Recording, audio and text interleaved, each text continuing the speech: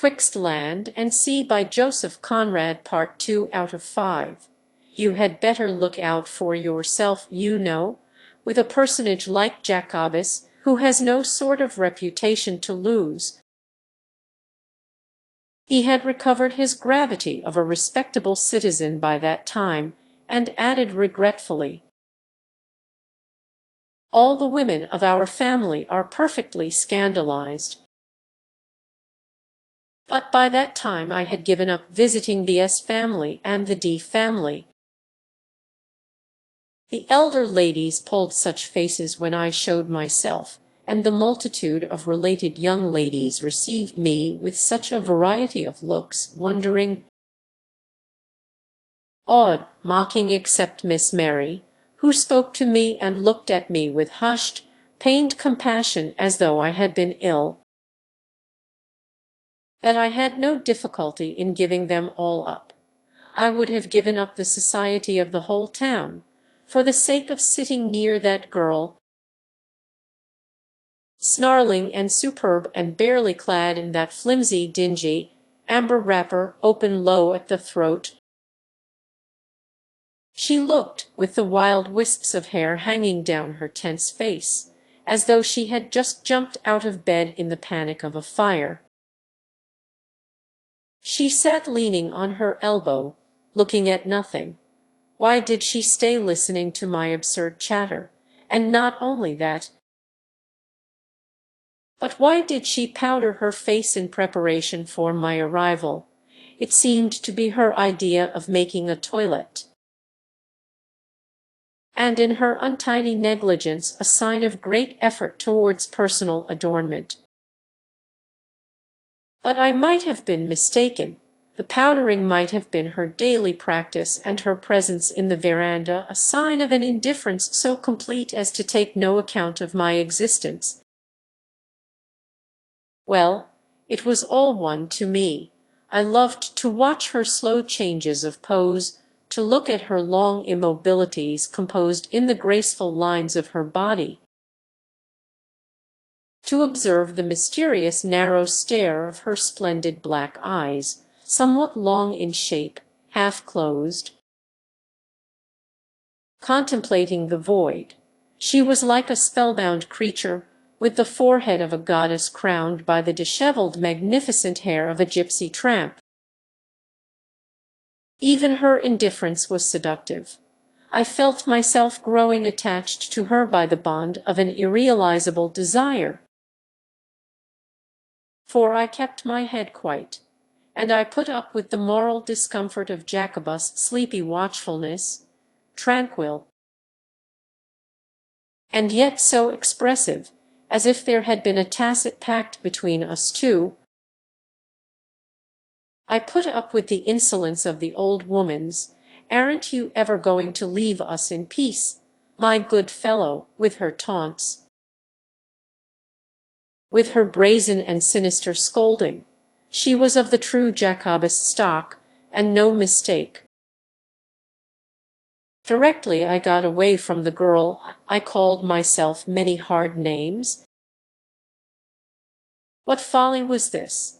I would ask myself. It was like being the slave of some depraved habit. And I returned to her with my head clear, my heart certainly free, not even moved by pity for that castaway. She was as much of a castaway as any one ever wrecked on a desert island. But, as if beguiled by some extraordinary promise, nothing more unworthy could be imagined. The recollection of that tremulous whisper when I gripped her shoulder with one hand and held a plate of chicken with the other was enough to make me break all my good resolutions. Her insulting taciturnity was enough sometimes to make one gnash one's teeth with rage. When she opened her mouth it was only to be abominably rude in harsh tones to the associate of her reprobate father, and the full approval of her aged relative was conveyed to her by offensive chuckles. If not that, then her remarks, always uttered in the tone of scathing contempt, were of the most appalling inanity. How could it have been otherwise? That plump, ruffianly Jacobus old maid in the tight grey frock had never taught her any manners.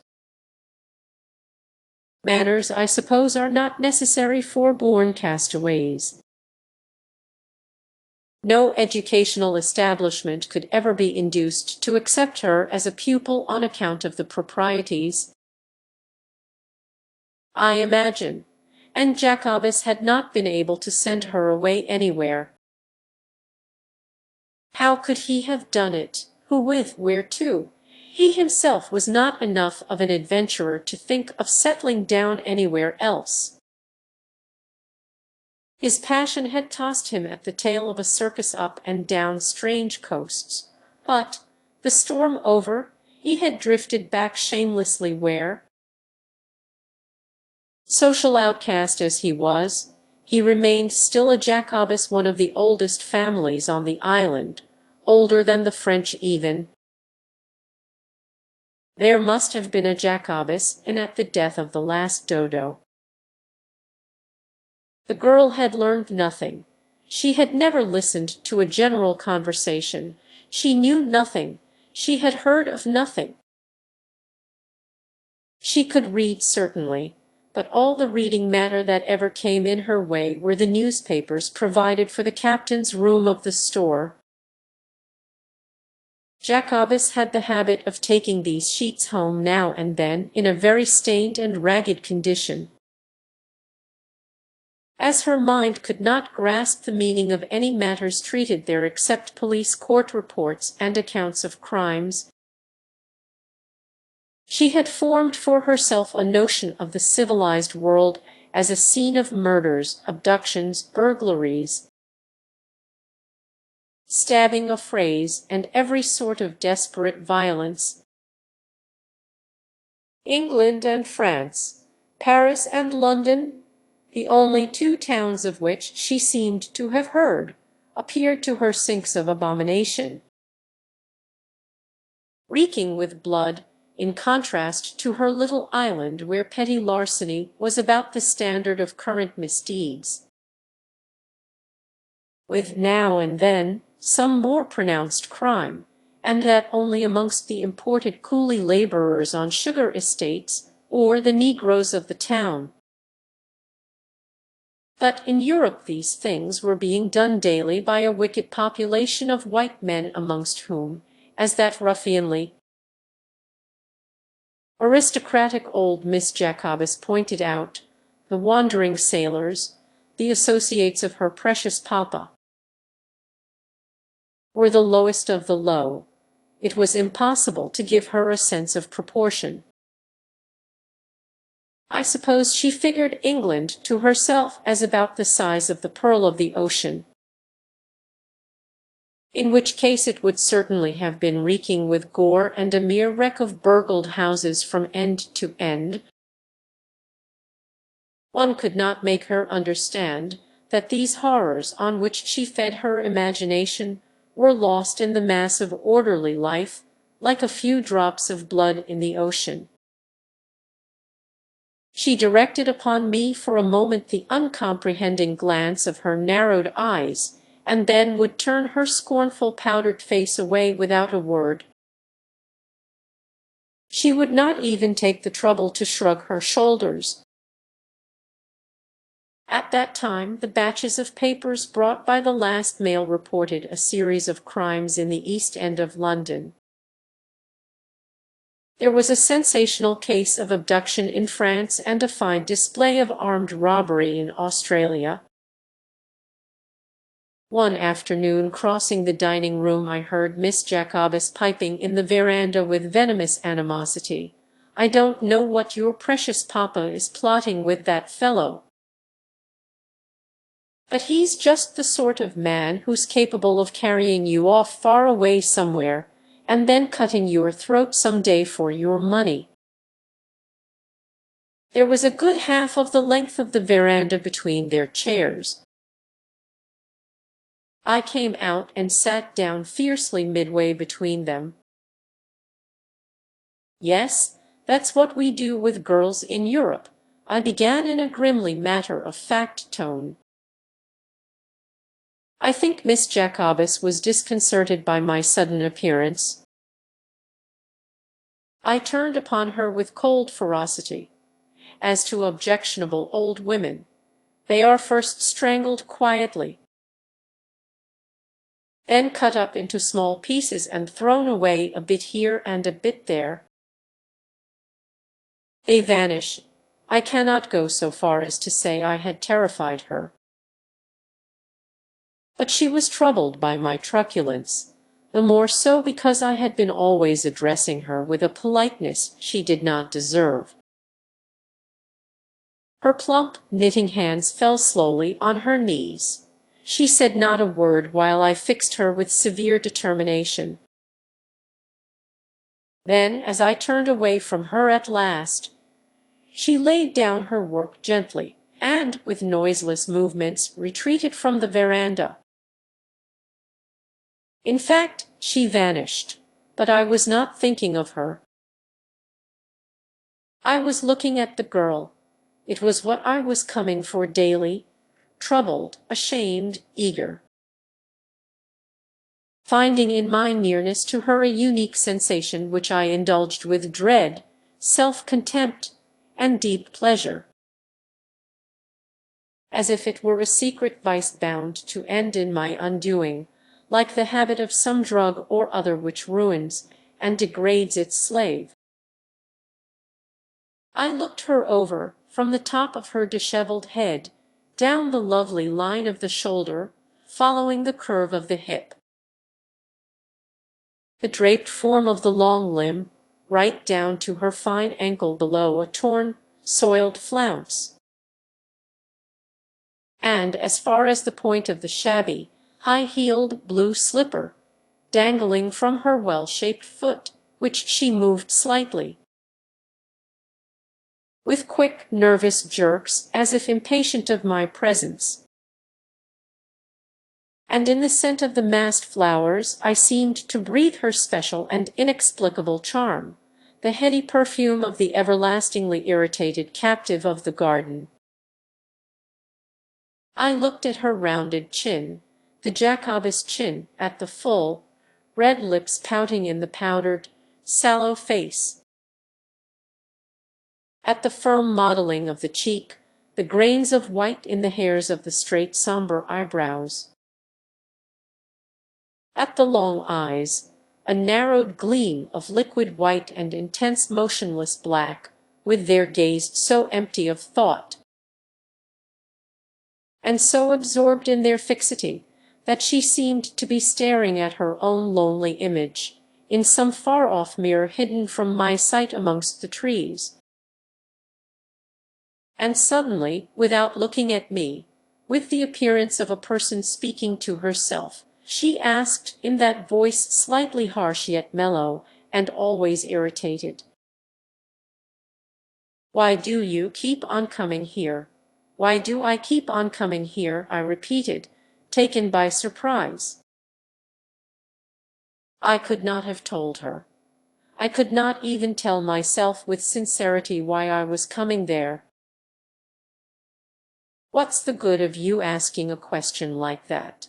Nothing is any good," she observed scornfully to the empty air, her chin propped on her hand, that hand never extended to any man, that no one had ever grasped, for I had only grasped her shoulder once, that generous, fine, somewhat masculine hand. I knew well the peculiarly efficient shape, broad at the base, tapering at the fingers of that hand, for which there was nothing in the world to lay hold of. I pretended to be playful. "No, but do you really care to know?" She shrugged indolently her magnificent shoulders, from which the dingy thin wrapper was slipping a little. "Oh, never mind, never mind." There was something smouldering under those airs of lassitude. She exasperated me by the provocation of her nonchalance, by something elusive and defiant in her very form which I wanted to seize. I said roughly, "Why don't you think I should tell you the truth?" Her eyes glided my way for a sidelong look, and she murmured, moving only her full, pouting lips,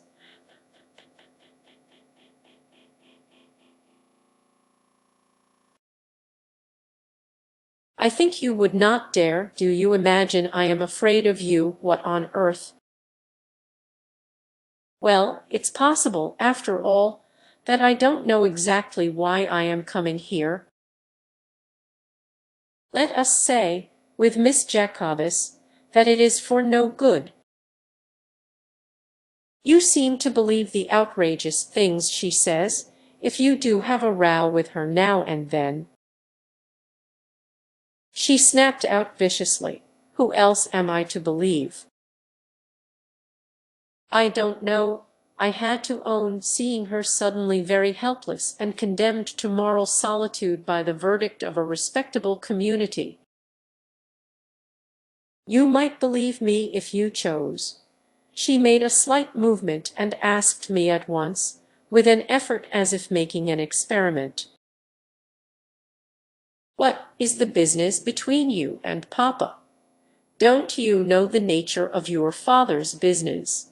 Come, he sells provisions to ships." She became rigid again in her crouching pose. "Not that." "What brings you here to this house? And suppose it's you, you would not call that business, would you? And now let us drop the subject.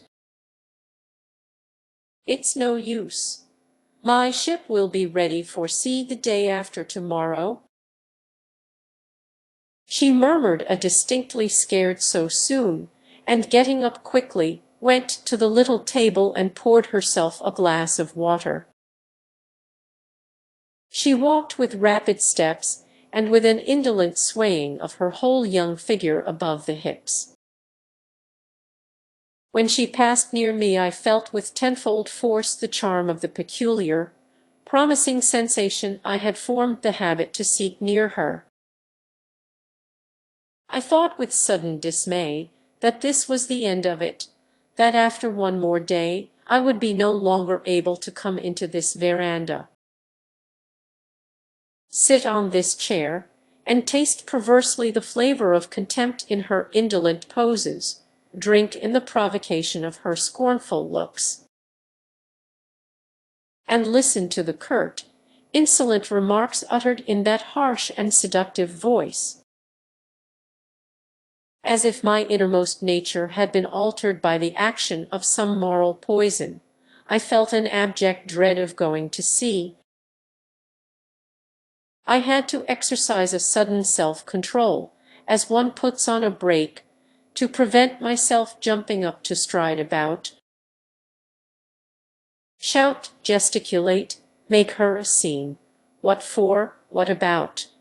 I had no idea. It was just the relief of violence that I wanted, and I lolled back in my chair, trying to keep my lips formed in a smile. That half-indulgent, half-mocking smile which was my shield against the shafts of her contempt and the insulting sallies flung at me by the old woman. She drank the water at a draught, with the avidity of raging thirst, and let herself fall on the nearest chair. As if utterly overcome, her attitude, like certain tones of her voice, had in it something masculine, the knees apart in the ample wrapper, the clasped hands hanging between them, her body leaning forward, with drooping head. I stared at the heavy black coil of twisted hair. It was enormous, crowning the bowed head with a crushing and disdained glory. The escaped wisps hung straight down, and suddenly I perceived that the girl was trembling from head to foot, as though that glass of iced water had chilled her to the bone. "What's the matter now?" I said, startled, but in no very sympathetic mood. She shook her bowed, overweighted head and cried in a stifled voice, but with a rising inflection, "Go away, go away, go away." I got up then and approached her, with a strange sort of anxiety. I looked down at her round, strong neck, then stooped low enough to peep at her face. And I began to tremble a little myself. "What on earth are you gone wild about, Miss Don't Care?" She flung herself backwards violently, her head going over the back of the chair. And now it was her smooth, full, palpitating throat that lay exposed to my bewildered stare. Her eyes were nearly closed, with only a horrible white gleam under the lids as if she were dead. "What has come to you?" I asked in awe. "What are you terrifying yourself with?" She pulled herself together, her eyes opened frightfully wide now. The tropical afternoon was lengthening the shadows on the hot, weary earth, the abode of obscure desires, of extravagant hopes, of unimaginable terrors. "Never mind, don't care." Then, after a gasp, she spoke with such frightful rapidity that I could hardly make out the amazing words, "For if you were to shut me up in an empty place as smooth all round as the palm of my hand, I could always strangle myself with my hair for a moment." Doubting my ears, I let this inconceivable declaration sink into me. It is ever impossible to guess at the wild thoughts that pass through the heads of our fellow creatures. What monstrous imaginings of violence could have dwelt under the low forehead of that girl, who had been taught to regard her father as capable of anything more in the light of a misfortune than that of a disgrace, as, evidently, something to be resented and feared rather than to be ashamed of. She seemed, indeed, as unaware of shame as of anything else in the world. But in her ignorance, her resentment and fear took a childish and violent shape. Of course, she spoke without knowing the value of words. What could she know of death, she who knew nothing of life? It was merely as the proof of her being beside herself with some odious apprehension. At this extraordinary speech had moved me, not to pity, but to a fascinated, horrified wonder. I had no idea what notion she had of her danger, some sort of abduction. It was quite possible, with the talk of that atrocious old woman. Perhaps she thought she could be carried off, bound hand and foot and even gagged. At that surmise I felt as if the door of a furnace had been opened in front of me. "Upon my honor," I cried, "you shall end by going crazy if you listen to that abominable old aunt of yours." I studied her haggard expression, her trembling lips. Her cheeks even seemed sunk a little. But how I, the associate of her disreputable father, the lowest of the low from the criminal Europe, could manage to reassure her, I had no conception. She was exasperating. Heavens and earth, what do you think I can do? I don't know. Urchin certainly trembled, and she was looking at me with extreme attention. I made a step nearer to her chair. "I shall do nothing. I promise you that. Will that do? Do you understand? I shall do nothing whatever of any kind. And the day after tomorrow I shall be gone." What else could I have said? She seemed to drink in my words with the thirsty avidity with which she had emptied the glass of water. She whispered tremulously, in that touching tone I had heard once before on her lips, and which thrilled me again with the same emotion. "I would believe you, but what about Papa? He be hanged." My emotion betrayed itself by the brutality of my tone. "I've had enough of your Papa.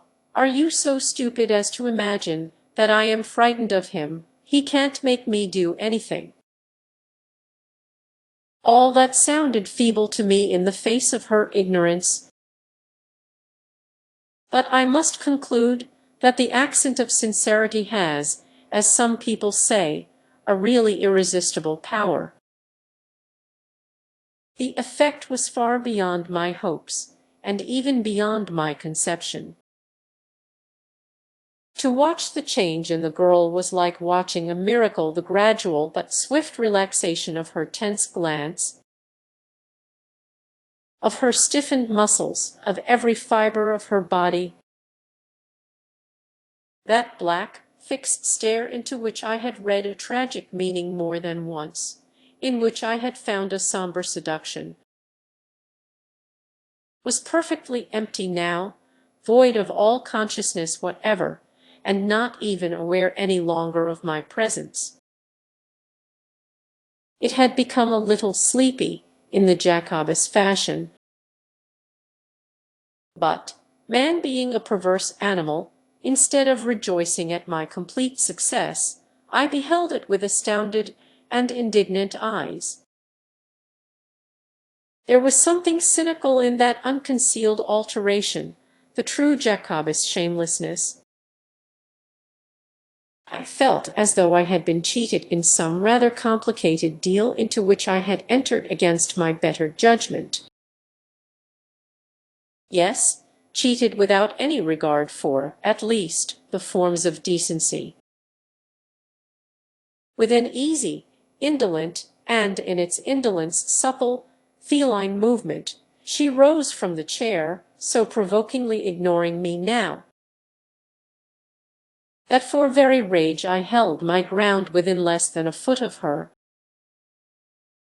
Leisurely and tranquil, behaving right before me with the ease of a person alone in a room, she extended her beautiful arms.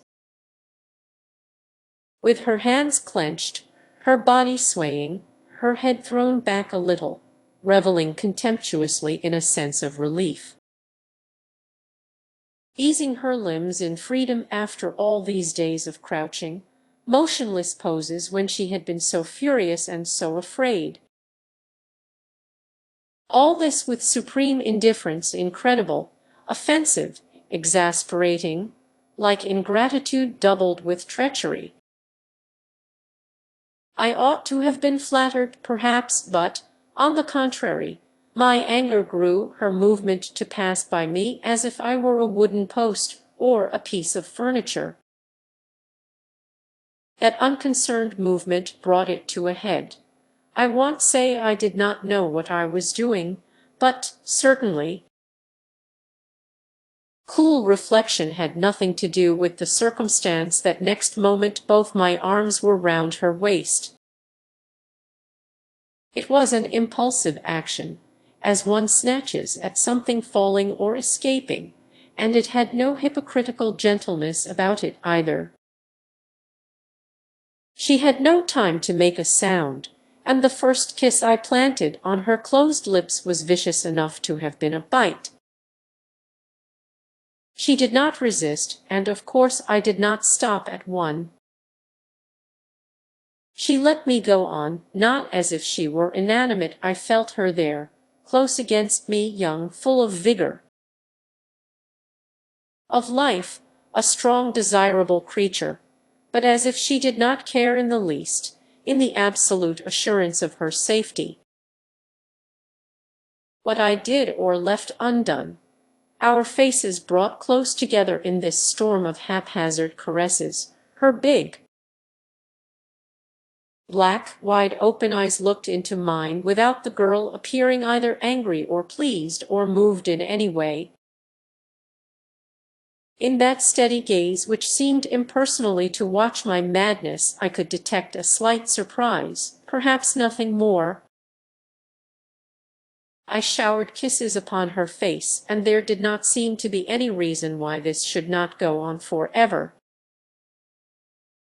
That thought flashed through my head, and I was on the point of desisting, when, all at once, she began to struggle with a sudden violence which all but freed her instantly, which revived my exasperation with her, indeed a fierce desire never to let her go any more. I tightened my embrace in time, gasping out, "No, you don't," as if she were my mortal enemy.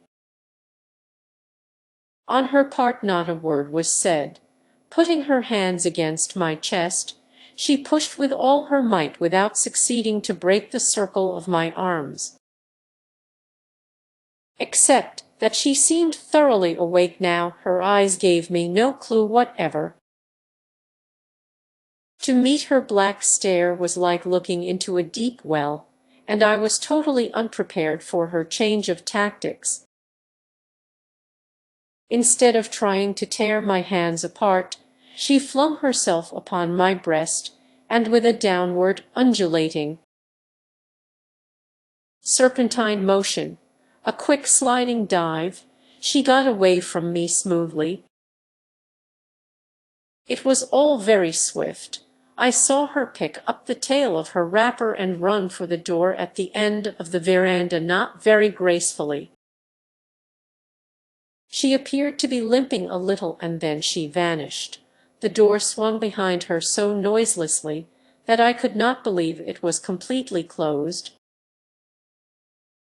I had a distinct suspicion of her black eye being at the crack to watch what I would do.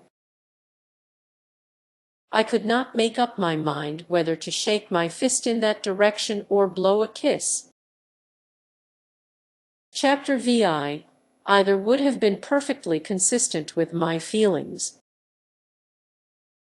I gazed at the door, hesitating, but in the end I did neither.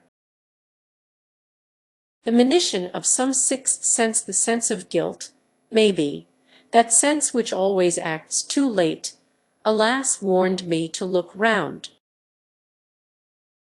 And at once I became aware that the conclusion of this tumultuous episode was likely to be a matter of lively anxiety. Jacobus was standing in the doorway of the dining room. How long he had been there it was impossible to guess, and remembering my struggle with the girl, I thought he must have been its mute witness from beginning to end. But this supposition seemed almost incredible. Perhaps that impenetrable girl had heard him come in and had got away in time. He stepped on to the veranda in his usual manner, heavy-eyed, with glued lips. I marveled at the girl's resemblance to this man. Those long Egyptian eyes, that low forehead of a stupid goddess. She had found in the sawdust of the circus, but all the rest of the face, the design and the modeling, the rounded chin, the very lips, all that was Jacobus, fine down, more finished, more expressive. His thick hand fell on and grasped with force the back of a light chair. There were several standing about, and I perceived the chance of a broken head at the end of all this most likely. My mortification was extreme. The scandal would be horrible. That was unavoidable. But how to act so as to satisfy myself I did not know. I stood on my guard and at any rate faced him. There was nothing else for it. Of one thing I was certain, that, however brazen my attitude, it could never equal the characteristic Jacobus impudence. He gave me his melancholy, glued smile and sat down. I own I was relieved. The perspective of passing from kisses to blows had nothing particularly attractive in it. Perhaps he had seen nothing. He behaved as usual, but he had never before found me alone on the veranda. If he had alluded to it, if he had asked, "Where's Alice?" or something of the sort, I would have been able to judge from the tone. He would give me no opportunity. The striking peculiarity was that he had never looked up at me yet. He knows, I said to myself confidently, and my contempt for him relieved my disgust with myself. "You are early home," I remarked. "Things are very quiet. Nothing doing at the store today," he explained with a cast-down air. "Oh, well, you know I am off," I said, feeling that this, perhaps, was the best thing to do. "Yes," he breathed out, "day after tomorrow." This was not what I had meant, but as he gazed persistently on the floor, I followed the direction of his glance. In the absolute stillness of the house we stared at the high-heeled slipper the girl had lost in her flight. We stared. It lay overturned. After what seemed a very long time to me, Jacobus hitched his chair forward, stooped with extended arm and picked it up. It looked a slender thing in his big, thick hands. It was not really a slipper, but a low shoe of blue, glazed kid, rubbed and shabby. It had straps to go over the instep. Jacobus raised his eyes from the shoe to look at me. "Sit down, Captain," he said at last, in his subdued tone. As if the sight of that shoe had renewed the spell, I gave up suddenly the idea of leaving the house there and then. It had become impossible. I sat down, keeping my eyes on the fascinating object. Jacobus turned his daughter's shoe over and over in his cushioned paws, as if studying the way the thing was made. He contemplated the thin sole for a time, then glancing inside with an absorbed air, "I am glad I found you here, Captain." I answered this by some sort of grunt, watching him covertly. "Then," I added, "you won't have much more of me now." He was still deep in the interior of that shoe on which my eyes too were resting. "Have you thought any more of this deal in potatoes I spoke to you about the other day?" "No, I haven't," I answered curtly. He checked my movement to rise by an austere, commanding gesture of the hand holding that fatal shoe. I remained seated and glared at him. "You know I don't trade." "You ought to, Captain. You ought to," I reflected. If I left that house now I would never see the girl again. And I felt I must see her once more, if only for an instant. It was a need, not to be reasoned with, not to be disregarded. No, I did not want to go away. I wanted to stay for one more experience of that strange, provoking sensation, and of indefinite desire, the habit of which had made me of all people, dread the prospect of going to sea. "Mr. Jacobus," I pronounced slowly, "do you really think that upon the whole, and taking various matters into consideration, I mean everything? Do you understand? It would be a good thing for me to trade, let us say, with you." I waited for a while. He went on looking at the shoe which he held now crushed in the middle, the worn point of the toe, and the high heel protruding on each side of his heavy fist. "That will be all right," he said, facing me squarely at last. "Are you sure?" "You will find it quite correct, Captain." He had uttered his habitual phrases in his usual placid. "Then let us trade," I said, turning my shoulder to him. "I see you are bent on it." I did not want an open scandal, but I thought that outward decency may be bought too dearly at times. I included Jacobus myself, the whole population of the island, in the same contemptuous disgust, as though we had been partners in an ignoble transaction. And the remembered vision at sea, diaphanous and blue, of the pearl of the ocean at 60 miles off. The unsubstantial, clear marvel of it, as if evoked by the art of a beautiful and pure magic, turned into a thing of horrors too. Was this the fortune this vaporous and rare apparition had held for me in its hard heart, hidden within the shape as of fair dreams and mist? Was this my luck? I think Jacobus became suddenly audible after what seemed the silence of vile meditation, that you might conveniently take some 30 tons. That would be about the lot, Captain, would it? The lot, I dare say it would be convenient, but I haven't got enough money for that. I had never seen him so animated. "No," he exclaimed with what I took for the accent of grim menace. "That's a pity." He paused, then, unrelenting, "How much money have you got, Captain?" he inquired with awful directness. It was my turn to face him squarely.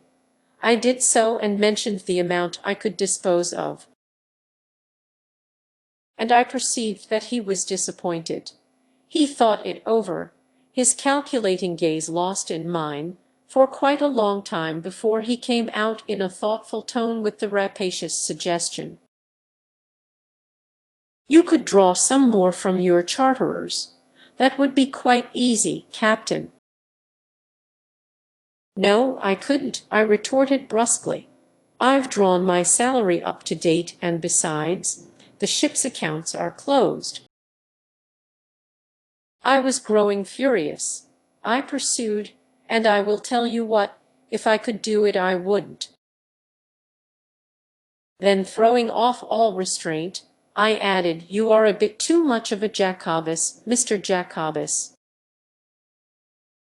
The tone alone was insulting enough, but he remained tranquil, only a little puzzled, till something seemed to dawn upon him. But the unwonted light in his eyes died out instantly. As a Jacobus on his native heath, what a mere skipper chose to say could not touch him, outcast as he was. As a ship chandler, he could stand anything. All I caught of his mumble was a vague "quite correct," than which nothing could have been more egregiously false at bottom to my view, at least. But I remembered I had never forgotten that I must see the girl. I did not mean to go. I meant to stay in the house till I had seen her once more. "Look here," I said finally, "I will tell you what I will do. I will take as many of your confounded potatoes as my money will buy, on condition that you go off at once down to the wharf to see them loaded in the lighter and sent alongside the ship straight away. Take the invoice and a signed receipt with you. Here's the key of my desk. Give it to Burns.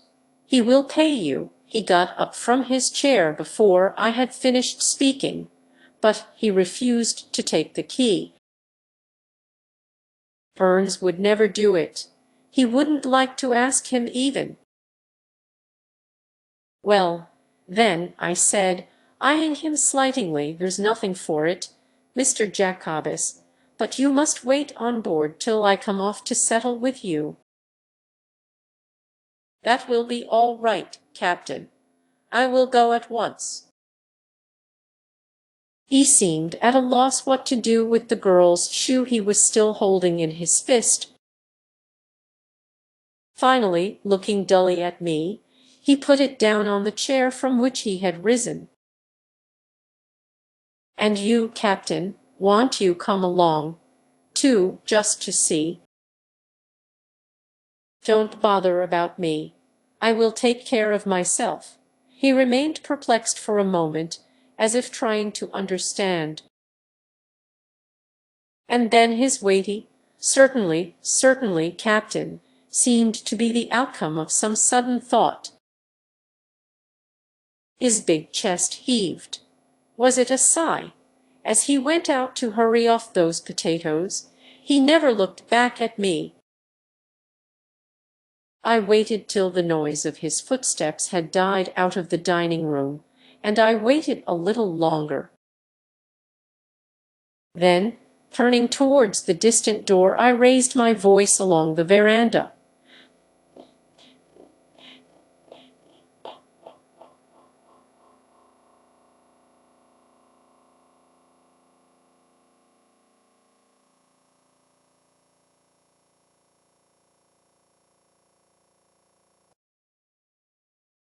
"Alice." Nothing answered me, not even a stir behind the door. Jacobus' house might have been made empty for me to make myself at home in. I did not call again. I had become aware of a great discouragement. I was mentally jaded, morally dejected. I turned to the garden again, sitting down with my elbows spread on the low balustrade, and took my head in my hands. The evening closed upon me. The shadows lengthened, deepened, mingled together into a pool of twilight in which the flower beds glowed like colored embers. Whiffs of heavy scent came to me as if the dusk of this hemisphere were but the dimness of a temple, and the garden an enormous censer swinging before the altar of the stars. Colors of the blossoms deepened, losing their glow one by one. The girl, when I turned my head at a slight noise, appeared to me very tall and slender, advancing with a swaying limp. A floating and uneven motion which ended in the sinking of her shadowy form into the deep low chair. And I don't know why or whence I received the impression that she had come too late. She ought to have appeared at my call. She ought to have. It was as if a supreme opportunity had been missed. I rose and took a seat close to her, nearly opposite her armchair. Her ever discontented voice addressed me at once contemptuously. "You are still here." I pitched mine low. "You have come out at last." "I came to look for my shoe before they bring in the lights." It was her harsh, enticing whisper, subdued, not very steady, but its low tremulousness gave me no thrill now. I could only make out the oval of her face, her uncovered throat, the long white gleam of her eyes. She was mysterious enough. Her hands were resting on the arms of the chair. But where was the mysterious and provoking sensation, which was like the perfume of her flower-like youth? I said quietly, "I have got your shoe here." She made no sound, and I continued, "You had better give me your foot, and I will put it on for you." She made no movement. I bent low down and groped for her foot under the flounces of the wrapper. She did not withdraw it, and I put on the shoe, buttoning the instep strap. It was an inanimate foot. I lowered it gently to the floor. If you buttoned the strap, you would not be losing your shoe. Miss Don't Care, I said, trying to be playful without conviction. I felt more like wailing over the lost illusion of vague desire, over the sudden conviction that I would never find again near her the strange, half evil, half tender sensation which had given its acrid flavor to so many days, which had made her appear tragic and promising, pitiful and provoking. That was all over. Your father picked it up, I said, thinking she may just as well be told of the fact. I am not afraid of Papa by himself, she declared scornfully. Oh, it's only in conjunction with his disreputable associates, strangers, the riff-raff of Europe, as your charming aunt or great-aunt says, men like me. For instance, that you. I am not afraid of you, she snapped out. That's because you don't know that I am now doing business with your father. Yes, I am in fact doing exactly what he wants me to do. I've broken my promise to you. That's the sort of man I am.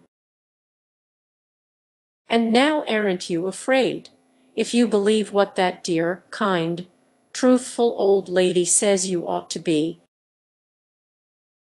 It was with unexpected modulated softness that he affirmed. No, I am not afraid. She hesitated. Not now, quite right. You needn't be. I shall not see you again before I go to sea. I rose and stood near her chair. But I shall often think of you in this old garden, passing under the trees over there, walking between these gorgeous flower beds. You must love this garden. I love nothing. I heard in her sullen tone the faint echo of that resentfully tragic note which I had found once so provoking. But it left me unmoved except for a sudden and weary conviction of the emptiness of all things under heaven. "Good-bye, Alice," I said. She did not answer. She did not move. To merely take her hand, shake it, and go away seemed impossible, almost improper. I stooped without haste and pressed my lips to her smooth forehead. This was the moment when I realized clearly with a sort of terror my complete detachment from that unfortunate creature. And as I lingered in that cruel self-knowledge, I felt the light touch of her arms falling languidly on my neck and received a hasty,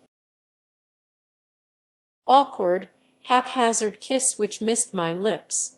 No, she was not afraid, but I was no longer moved. Her arms slipped off my neck slowly. She made no sound. The deep wicker armchair creaked slightly.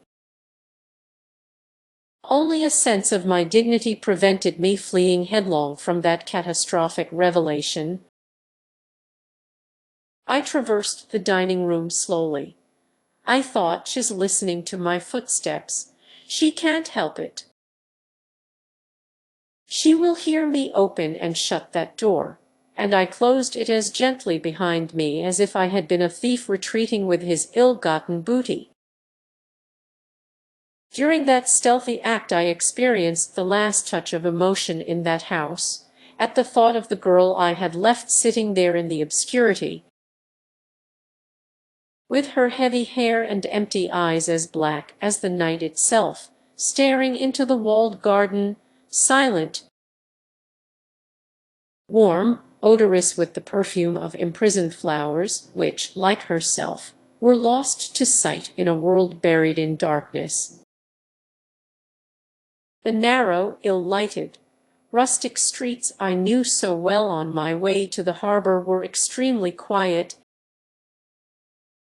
I felt in my heart that the further one ventures, the better one understands how everything in our life is common,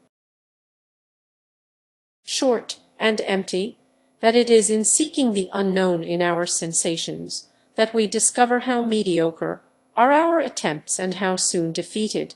Jacobus Boatman was waiting at the steps with an unusual air of readiness. He put me alongside the ship, but did not give me his confidential good evening, sir, and, instead of shoving off at once, remained holding by the ladder. I was 1,000 miles from commercial affairs when, on the dark quarter-deck, Mr. Burns positively rushed at me,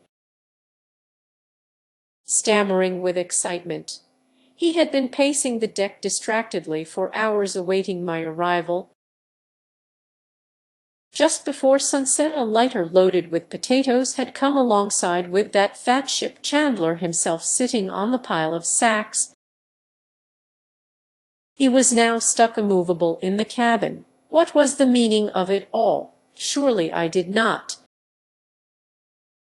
Yes, Mr. Burns, I did. I cut him short. He was beginning to make gestures of despair when I stopped that, too, by giving him the key of my desk and desiring him, in a tone which admitted of no argument, to go below at once, pay Mr. Jacobus' bill, and send him out of the ship. I don't want to see him, I confessed frankly, climbing the poop ladder. I felt extremely tired. Dropping on the seat of the skylight, I gave myself up to idle gazing at the lights about the quay and at the black mass of the mountain on the south side of the harbor. I never heard Jacobus leave the ship with every single sovereign of my ready cash in his pocket. I never heard anything till, a long time afterwards, Mr. Burns, unable to contain himself any longer, intruded upon me with his ridiculously angry lamentations at my weakness and good nature. Of course, there's plenty of room in the after hatch, but they are sure to go rotten down there. Well, I never heard. 17 tons. I suppose I must hoist in that lot first thing tomorrow morning. I suppose you must, unless you drop them overboard. But I am afraid you can't do that. I wouldn't mind myself, but it's forbidden to throw rubbish into the harbor. You number. That is the truest word you have said for many a day, sir. Rubbish. That's just what I expect they are. Nearly 80 good gold sovereigns gone. A perfectly clean sweep of your drawer. Sir, bless me if I understand. As it was impossible to throw the right light on this commercial transaction, I left him to his lamentations, and under the impression that I was a hopeless fool. Next day, I did not go ashore. For one thing, I had no money to go ashore with, not enough to buy a cigarette. Jacobus had made a clean sweep, but that was not the only reason. The pearl of the ocean had in a few short hours grown odious to me, and I did not want to meet anyone. My reputation had suffered. I knew I was the object of unkind and sarcastic comments. The following morning at sunrise, just as our stern fasts had been let go, and the tug plucked us out from between the buoys, I saw Jacobus standing up in his boat. The nigger was pulling hard. Several baskets of provisions for ships were stowed between the thwarts. The father of Alice was going his morning round. His countenance was tranquil and friendly. He raised his arm and shouted something with great heartiness, but his voice was of the sort that doesn't carry any distance. All I could catch faintly, or rather guess at, were the words next time and quite correct. And it was only of these last that I was certain. Raising my arm perfunctorily for all response, I turned away. I rather resented the familiarity of the thing. Hadn't I settled accounts finally with him by means of that potato bargain? This being a harbor story, it is not my purpose to speak of our passage. I was glad enough to be at sea, but not with the gladness of old days. Formerly I had no memories to take away with me. I shared in the blessed forgetfulness of sailors, that forgetfulness natural and invincible, which resembles innocence in so far that it prevents self-examination. Now, however, I remembered the girl. During the first few days I was forever questioning myself as to the nature of facts and sensations connected with her person and with my conduct. And I must say also that Mr. Burns' intolerable fussing with those potatoes was not calculated to make me forget the part which I had played. He looked upon it as a purely commercial transaction of a particularly foolish kind, and his devotion, if it was devotion and not mere cussedness as I came to regard it before long, inspired him with a zeal to minimize my loss as much as possible. Oh, yes, he took care of those infamous potatoes with a vengeance, as the saying goes. Everlastingly, there was a tackle over the after hatch, and everlastingly the watch on deck were pulling up, spreading out, picking over, rebagging, and lowering down again some part of that lot of potatoes. My bargain, with all its remotest associations, mental and visual, the garden of flowers and scents, the girl with her provoking contempt, and her tragic loneliness of a hopeless castaway, was everlastingly dangled before my eyes. For thousands of miles along the open sea, and as if by a satanic refinement of irony, it was accompanied by a most awful smell. Whiffs from decaying potatoes pursued me on the poop. They mingled with my thoughts, with my food, poisoned my very dreams. They made an atmosphere of corruption for the ship. I remonstrated with Mr. Burns about this excessive care. I would have been well content to batten the hatch down and let them perish under the deck. That perhaps would have been unsafe. The horrid emanations might have flavored the cargo of sugar. They seemed strong enough to taint the very ironwork. In addition, Mr. Burns made it a personal matter. He assured me he knew how to treat a cargo of potatoes, at sea, had been in the trade as a boy. He said he meant to make my loss as small as possible. What between his devotion, it must have been devotion, and his vanity, I positively dared not give him the order to throw my commercial venture overboard. I believe he would have refused point blank to obey my lawful command. An unprecedented and comical situation would have been created with which I did not feel equal to deal. I welcomed the coming of bad weather as no sailor had ever done. When at last I hove the ship to pick up the pilot outside Port Phillip Heads, the after hatch had not been opened for more than a week, and I might have believed that no such thing as a potato had ever been on board. It was an abominable day, raw, blustering, with great squalls of wind and rain. The pilot, a cheery person, looked after the ship and chatted to me, streaming from head to foot, and the heavier the lash of the downpour, the more pleased with himself and everything around him he seemed to be. He rubbed his wet hands with a satisfaction which to me, who had stood that kind of thing for several days and nights, seemed inconceivable in any non-aquatic creature. "You seem to enjoy getting wet, Pilot," I remarked. He had a bit of land round his house in the suburbs, and it was of his garden he was thinking. At the sound of the word garden, unheard, unspoken for so many days, I had a vision of gorgeous color, of sweet scents, of a girlish figure crouching in a chair.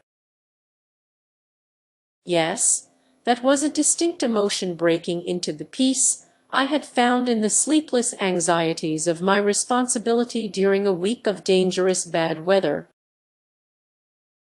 The colony, the pilot explained, had suffered from unparalleled drought.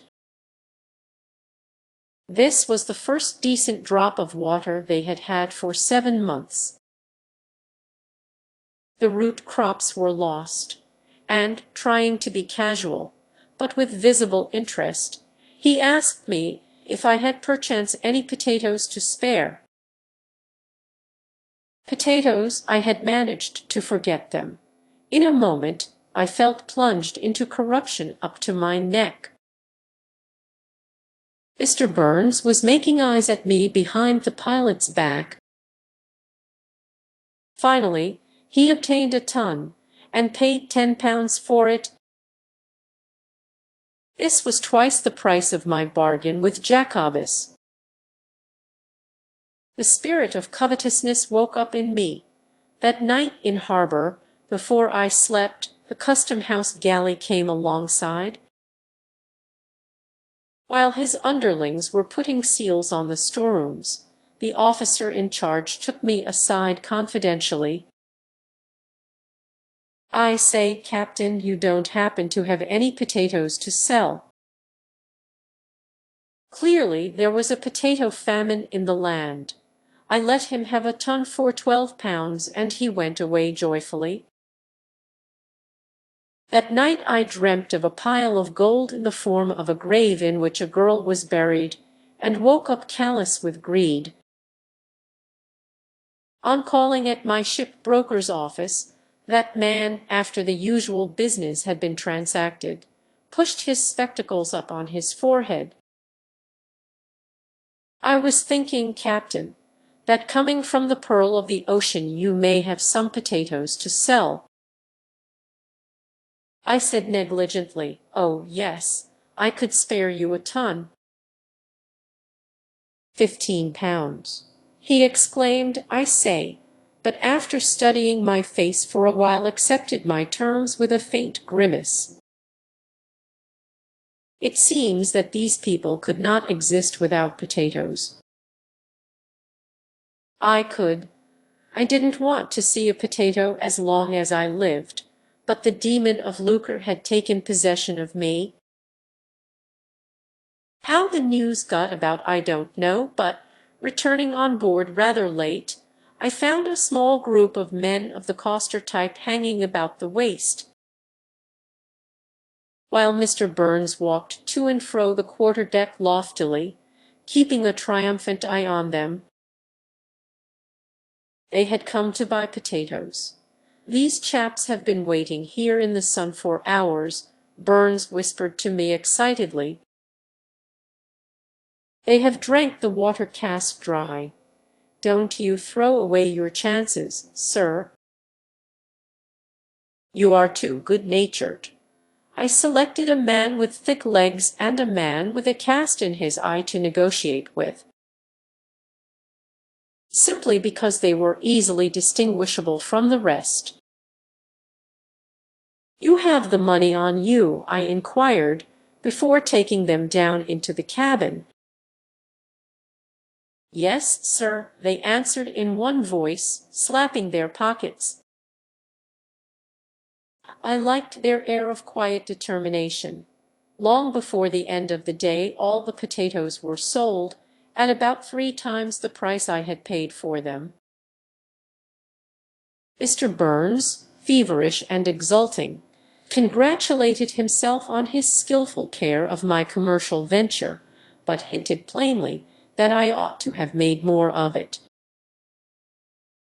That night I did not sleep very well. I thought of Jacobus by fits and starts, between snatches of dreams concerned with castaways starving on a desert island covered with flowers. It was extremely unpleasant. In the morning, tired and unrefreshed, I sat down and wrote a long letter to my owners, giving them a carefully thought-out scheme for the ship's employment in the East and about the China Seas for the next 2 years. I spent the day at that task and felt somewhat more at peace when it was done. Their reply came in due course.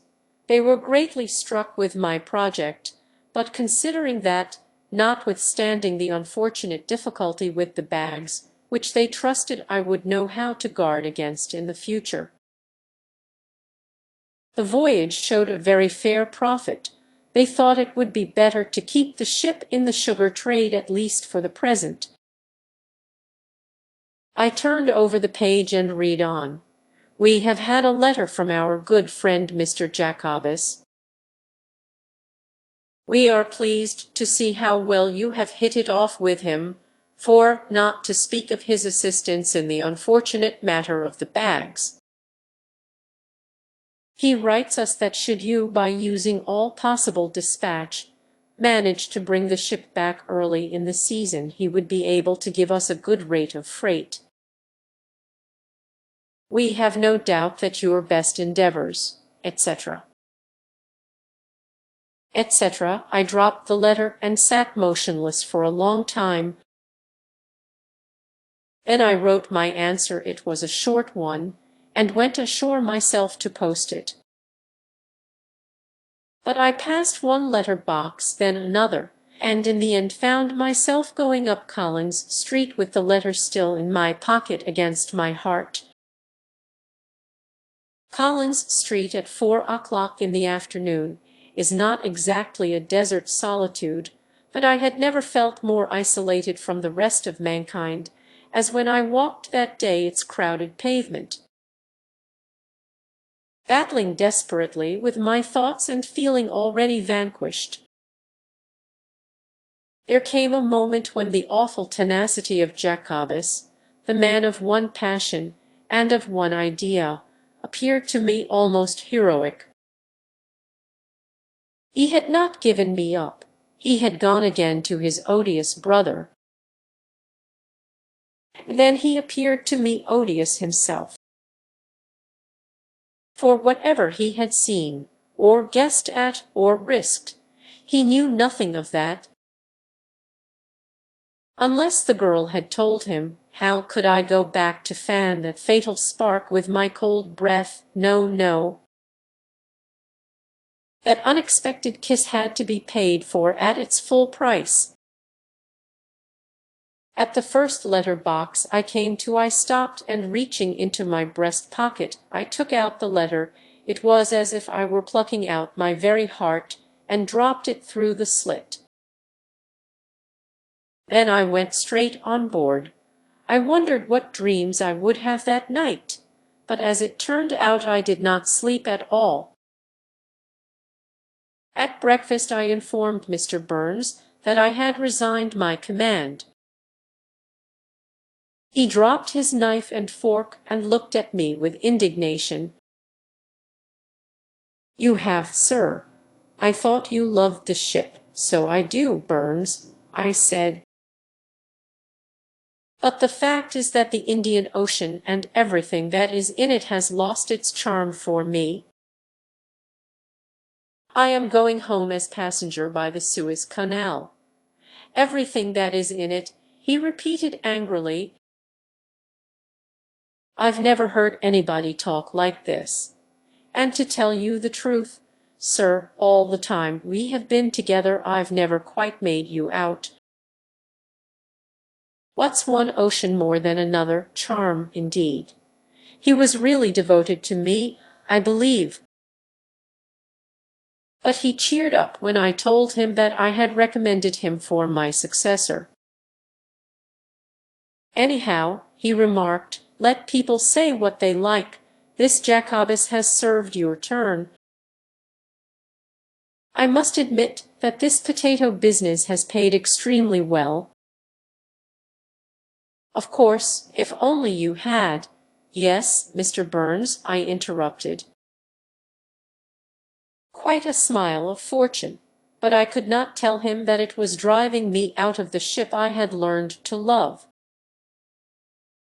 And as I sat heavy-hearted at that parting, seeing all my plans destroyed, my modest future endangered, for this command was like a foot in the stirrup for a young man, he gave up completely for the first time his critical attitude.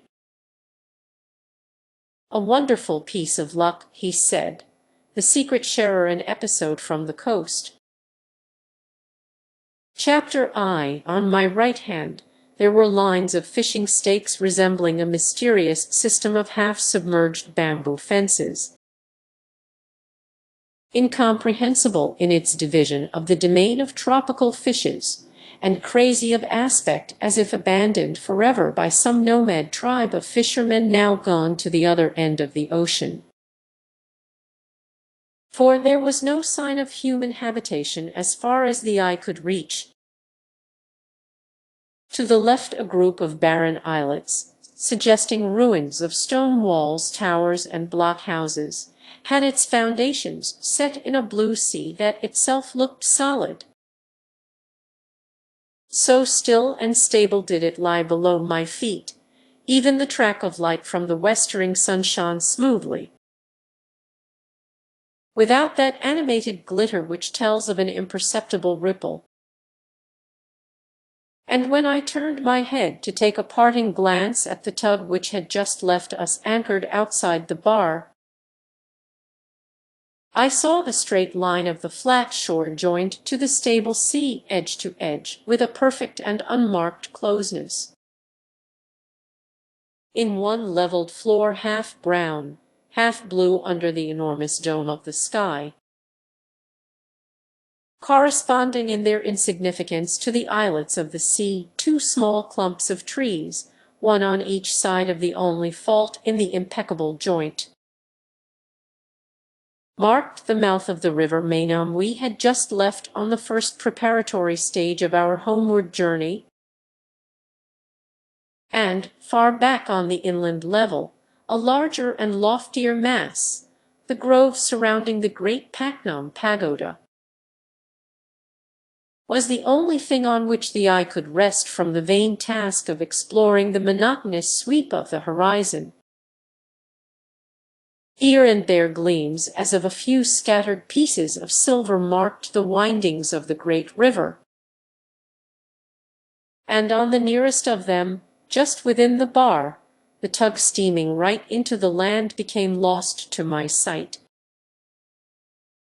Hull and funnel and masts, as though the impassive earth had swallowed her up without an effort, without a tremor. My eye followed the light cloud of her smoke, now here, now there, above the plain, according to the devious curves of the stream, but always fainter and farther away, till I lost it at last behind the mitre-shaped hill of the great pagoda. And then I was left alone with my ship, anchored at the head of the Gulf of Siam. She floated at the starting point of a long journey, very still in an immense stillness, the shadows of her spars flung far to the eastward by the setting sun. At that moment I was alone on her decks. There was not a sound in her, and around us nothing moved, nothing lived. Not a canoe on the water, not a bird in the air, not a cloud in the sky. In this breathless pause at the threshold of a long passage we seemed to be measuring our fitness for a long and arduous enterprise. The appointed task of both our existences to be carried out, far from all human eyes, with only sky and sea for spectators and for judges. There must have been some glare in the air to interfere with one's sight, because it was only just before the sun left us that my roaming eyes made out beyond the highest ridge of the principal islet of the group something which did away with the solemnity of perfect solitude. The tide of darkness flowed on swiftly, and with tropical suddenness a swarm of stars came out above the shadowy earth. While I lingered yet, my hand resting lightly on my ship's rail as if on the shoulder of a trusted friend, but with all that multitude of celestial bodies staring down at one, the comfort of quiet communion with her was gone for good. And there were also disturbing sounds by this time, voices, footsteps forward. The steward flitted along the main deck, a busily ministering spirit. A handbell tinkled urgently under the poop deck. I found my two officers waiting for me near the supper table, in the lighted cuddy. We sat down at once, and as I helped the chief mate, I said, "Are you aware that there is a ship anchored inside the islands? I saw her mastheads above the ridge as the sun went down." He raised sharply his simple face, overcharged by a terrible growth of whisker, and emitted his usual ejaculations. "Bless my soul! Sir, you don't say so." My second mate was a round-cheeked, silent young man, grave beyond his years, I thought. But as our eyes happened to meet, I detected a slight quiver on his lips.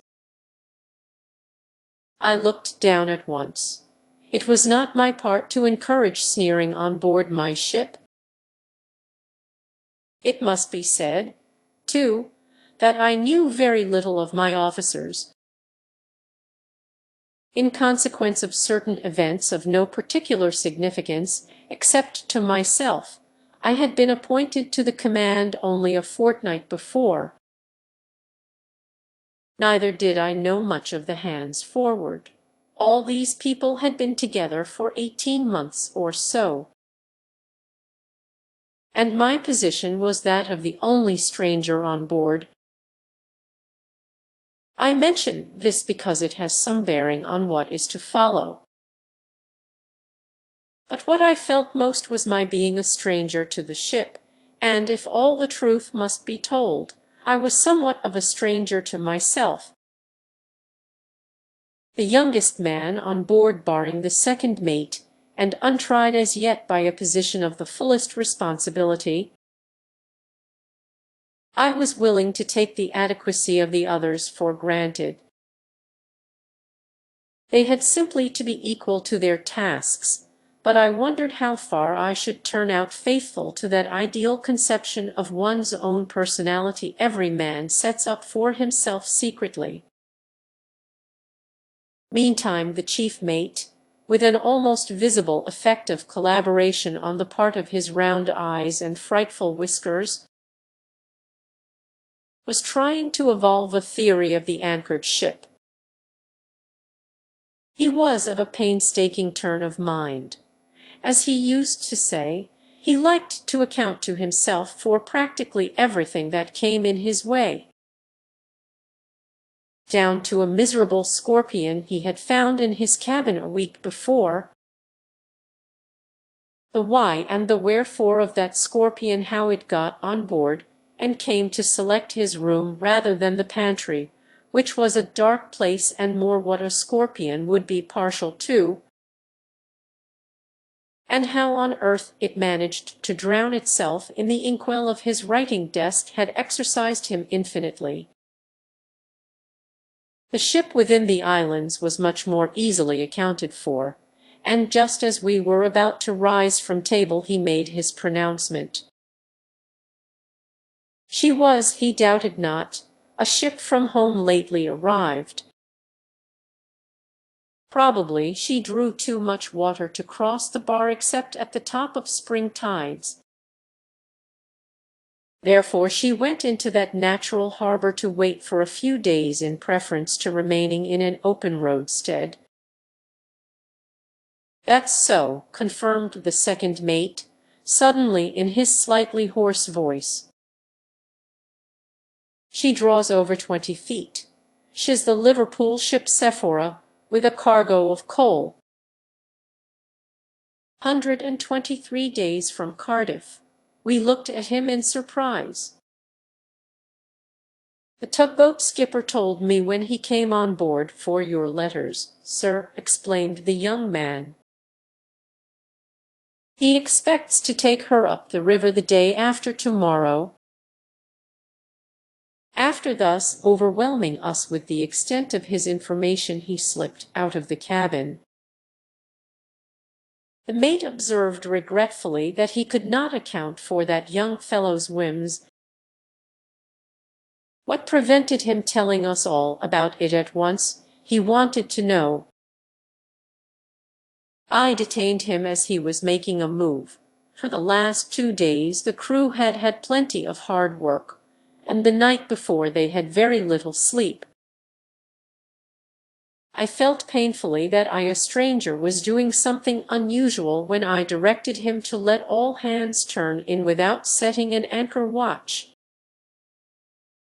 I proposed to keep on deck myself till 1 o'clock or thereabouts. I would get the second mate to relieve me at that hour. He will turn out the cook and the steward at 4, I concluded, and then give you a call.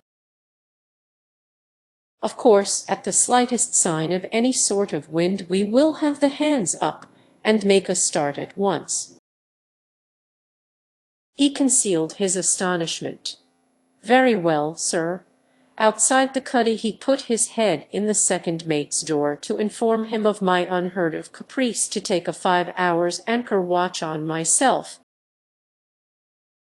I heard the other raise his voice incredulously. What? The captain himself, then a few more murmurs, a door closed. Then another. A few moments later I went on deck. My strangeness, which had made me sleepless, had prompted that unconventional arrangement. As if I had expected in those solitary hours of the night to get on terms with the ship of which I knew nothing, manned by men of whom I knew very little more, fast alongside a wharf, littered like any ship in port with a tangle of unrelated things, invaded by unrelated shore people. I had hardly seen her yet properly. Now, as she lay cleared for sea, the stretch of her main deck seemed to me very fine under the stars, very fine, very roomy for her size, and very inviting. I descended the poop and paced the waist, my mind picturing to myself the coming passage through the Malay archipelago, down the Indian Ocean, and up the Atlantic. All its phases were familiar enough to me, every characteristic, all the alternatives which were likely to face me on the high seas, everything,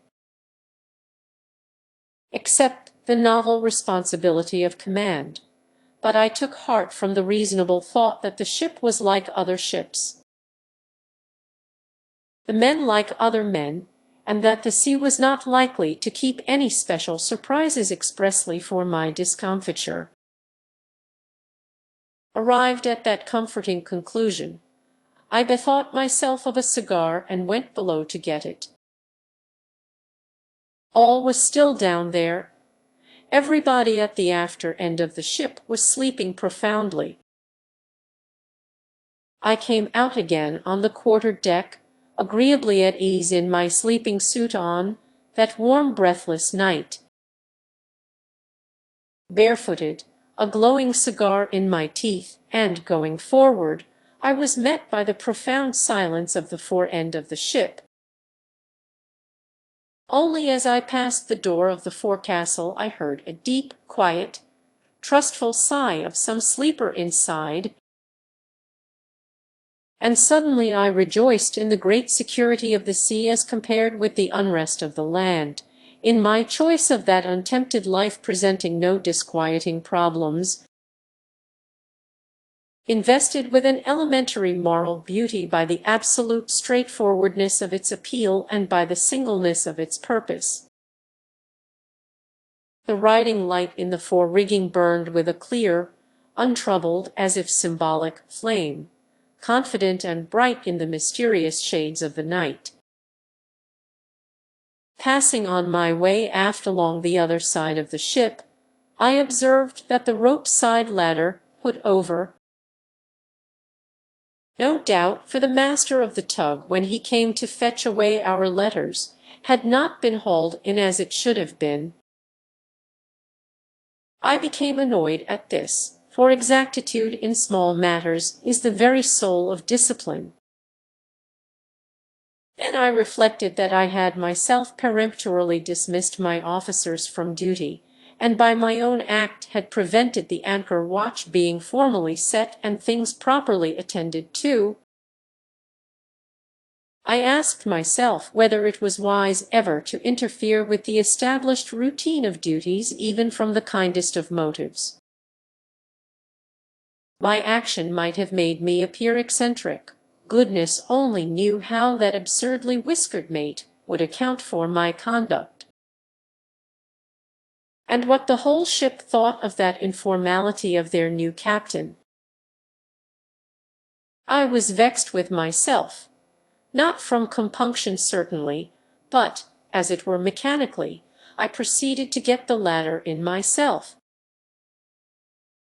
Now, a side ladder of that sort is a light affair and comes in easily, yet my vigorous tug, which should have brought it flying on board, merely recoiled upon my body in a totally unexpected jerk. What the devil! I was so astounded by the immovableness of that ladder that I remained stock still, trying to account for it to myself like that imbecile mate of mine. In the end, of course, I put my head over the rail. The side of the ship made an opaque belt of shadow on the darkling glassy shimmer of the sea. But I saw at once something elongated and pale floating very close to the ladder. Before I could form a guess, a faint flash of phosphorescent light, which seemed to issue suddenly from the naked body of a man, flickered in the sleeping water with the elusive, silent play of summer lightning in a night sky. With a gasp I saw revealed to my stare a pair of feet, the long legs, a broad livid back immersed right up to the neck in a greenish cadaverous glow. One hand, awash, clutched the bottom rung of the ladder. He was complete but for the head. A headless corpse, the cigar dropped out of my gaping mouth with a tiny plop and a short hiss quite audible in the absolute stillness of all things under heaven.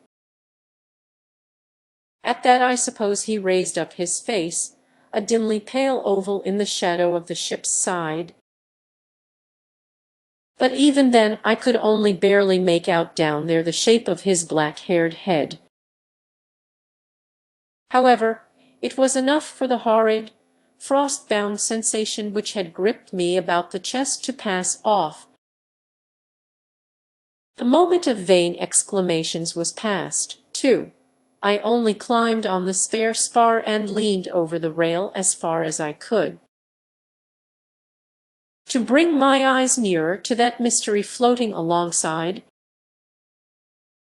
As he hung by the ladder, like a resting swimmer, the sea lightning played about his limbs at every stir, and he appeared in it ghastly, silvery, fish-like. He remained as mute as a fish, too. He made no motion to get out of the water, either. It was inconceivable that he should not attempt to come on board, and strangely troubling to suspect that perhaps he did not want to. And my first words were prompted by just that troubled incertitude. "What's the matter?" I asked in my ordinary tone, speaking down to the face upturned exactly under mine. "Cramp," it answered, no louder. Then, slightly anxious, "I say, no need to call anyone." "I was not going to," I said. "Are you alone on deck?" Yes, I had somehow the impression that he was on the point of letting go the ladder to swim away beyond my ken, mysterious as he came.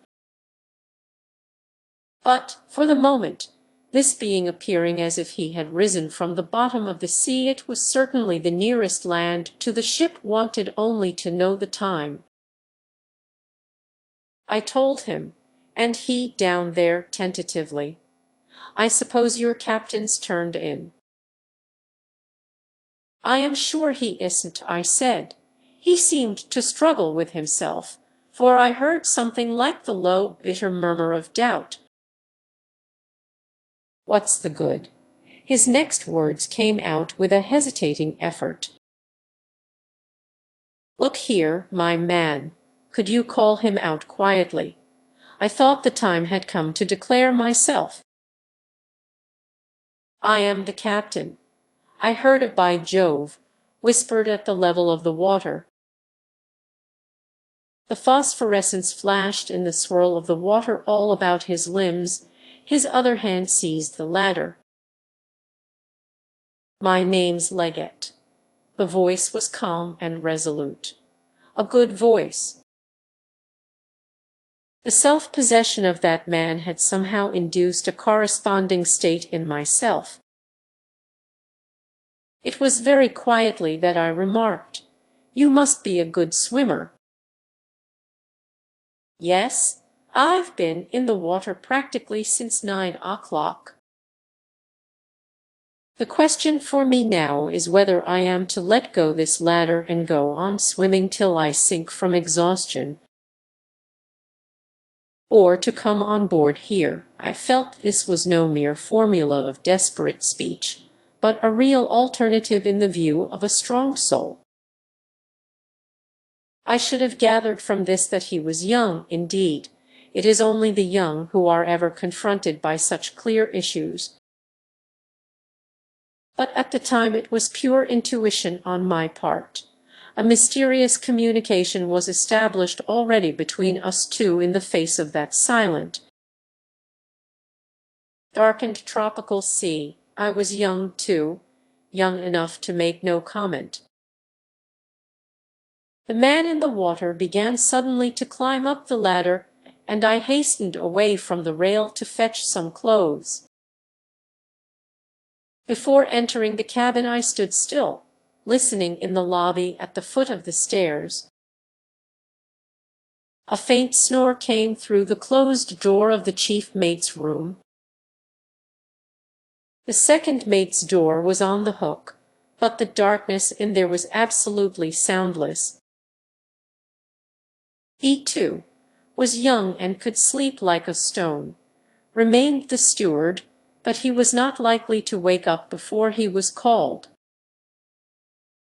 I got a sleeping suit out of my room, and coming back on deck, saw the naked man from the sea sitting on the main hatch, glimmering white in the darkness, his elbows on his knees and his head in his hands. In a moment he had concealed his damp body in a sleeping suit of the same gray striped pattern as the one I was wearing, and followed me like my double on the poop. Together we moved right aft, barefooted, silent. "What is it?" I asked in a deadened voice, taking the lighted lamp out of the binnacle and raising it to his face. An ugly business. He had rather regular features, a good mouth, light eyes under somewhat heavy, dark eyebrows, a smooth, square forehead, no growth on his cheeks, a small, brown mustache and a well-shaped, round chin. His expression was concentrated, meditative, under the inspecting light of the lamp I held up to his face, such as a man thinking hard in solitude might wear. My sleeping suit was just right for his size. A well-knit young fellow of 25 at most. He caught his lower lip with the edge of white, even teeth. "Yes," I said, replacing the lamp in the binnacle. The warm, heavy tropical night closed upon his head again. "There's a ship over there," he murmured. "Yes, I number the Sephora." "Did you know of us?" "Hadn't the slightest idea." "I am the mate of her." He paused and corrected himself. "I should say I was." "Aha, something wrong." "Yes, very wrong indeed." "I've killed a man."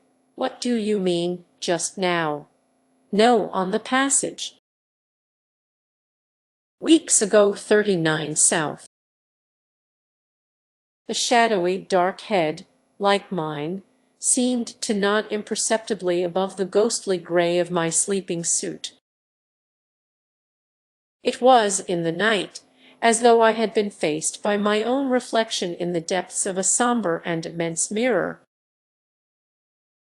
"A pretty thing to have to own up to for a Conway boy," murmured my double, distinctly. "You are a Conway boy." "I am," he said, as if startled. Then, slowly, "Perhaps you too." It was so, but being a couple of years older I had left before he joined. After a quick interchange of dates a silence fell, and I thought suddenly of my absurd mate, with his terrific whiskers and the "bless my soul you don't say so" type of intellect. My double gave me an inkling of his thoughts by saying, "My father's a parson in Norfolk. Do you see me before a judge and jury on that charge? For myself, I can't see the necessity. There are fellows that an angel from heaven, and I am not that." He was one of those creatures that are just simmering all the time with a silly sort of wickedness. Miserable devils that have no business to live at all. He wouldn't do his duty and wouldn't let anybody else do theirs. But what's the good of talking? You know well enough the sort of ill-conditioned, snarling cur. He appealed to me as if our experiences had been as identical as our clothes.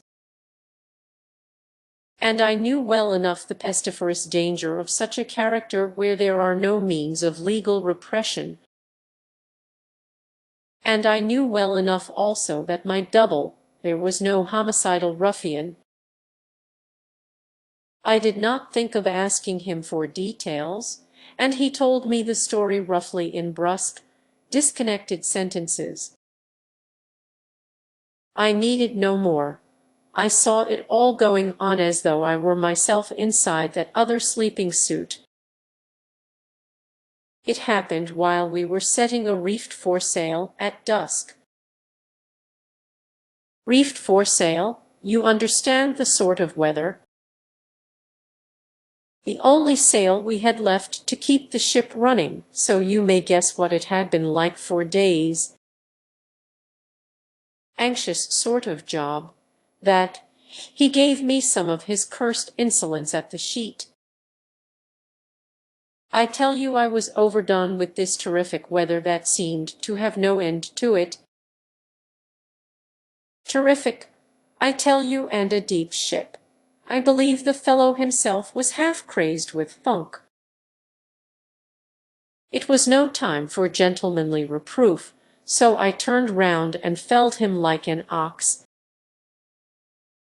Up and at me, we closed just as an awful sea made for the ship. All hands saw it coming and took to the rigging, but I had him by the throat, and went on shaking him like a rat. The men above us yelling, "Look out, look out," then a crash as if the sky had fallen on my head. They say that for over 10 minutes hardly anything was to be seen of the ship, just the three masts and a bit of the forecastle head and of the poop, all awash, driving along in a smother of foam. It was a miracle that they found us jammed together behind the forebits. It's clear that I meant business, because I was holding him by the throat still when they picked us up. He was black in the face. It was too much for them. It seems they rushed us aft together, gripped as we were, screaming murder like a lot of lunatics, and broke into the cuddy. And the ship running for her life, touch and go all the time, any minute her last in a sea fit to turn your hair grey only a looking at it. I understand that the skipper, too, started raving like the rest of them. The man had been deprived of sleep for more than a week, and to have this sprung on him at the height of a furious gale nearly drove him out of his mind. I wonder they didn't fling me overboard after getting the carcass of their precious shipmate out of my fingers. They had rather a job to separate us, I've been told. A sufficiently fierce story to make an old judge and a respectable jury sit up a bit. The first thing I heard when I came to myself was the maddening howling of that endless gale, and on that the voice of the old man. He was hanging on to my bunk, staring into my face out of his sou'wester. "Mr. Leggett, you have killed a man. You can act no longer as chief mate of this ship." His care to subdue his voice made it sound monotonous. He rested a hand on the end of the skylight to steady himself with, and all that time did not stir a limb. "So far as I could see, nice little tale for a quiet tea party," he concluded in the same tone. One of my hands, too, rested on the end of the skylight. Neither did I stir a limb, so far as I knew. We stood less than a foot from each other. It occurred to me that if old bless my soul you don't say so were to put his head up the companion and catch sight of us, he would think he was seeing double, or imagine himself come upon a scene of weird witchcraft. The strange captain having a quiet confabulation by the wheel with his own grey ghost. I became very much concerned to prevent anything of the sort. I heard the other's soothing undertone. "My father's a parson in Norfolk," it said. Evidently he had forgotten he had told me this important fact before. "Truly a nice little tale. You had better slip down into my stateroom now," I said, moving off stealthily. My double followed my movements. Our bare feet made no sound. I let him in, closed the door with care, and, after giving a call to the second mate, returned on deck for my relief. "Not much sign of any wind yet?" I remarked when he approached. "No, sir, not much," he assented, sleepily in his hoarse voice, with just enough deference, no more, and barely suppressing a yawn. "Well, that's all you have to look out for. You have got your orders."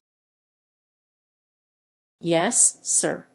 I paced a turn or two on the poop, and saw him take up his position face forward with his elbow in the ratlines of the mizzen rigging before I went below.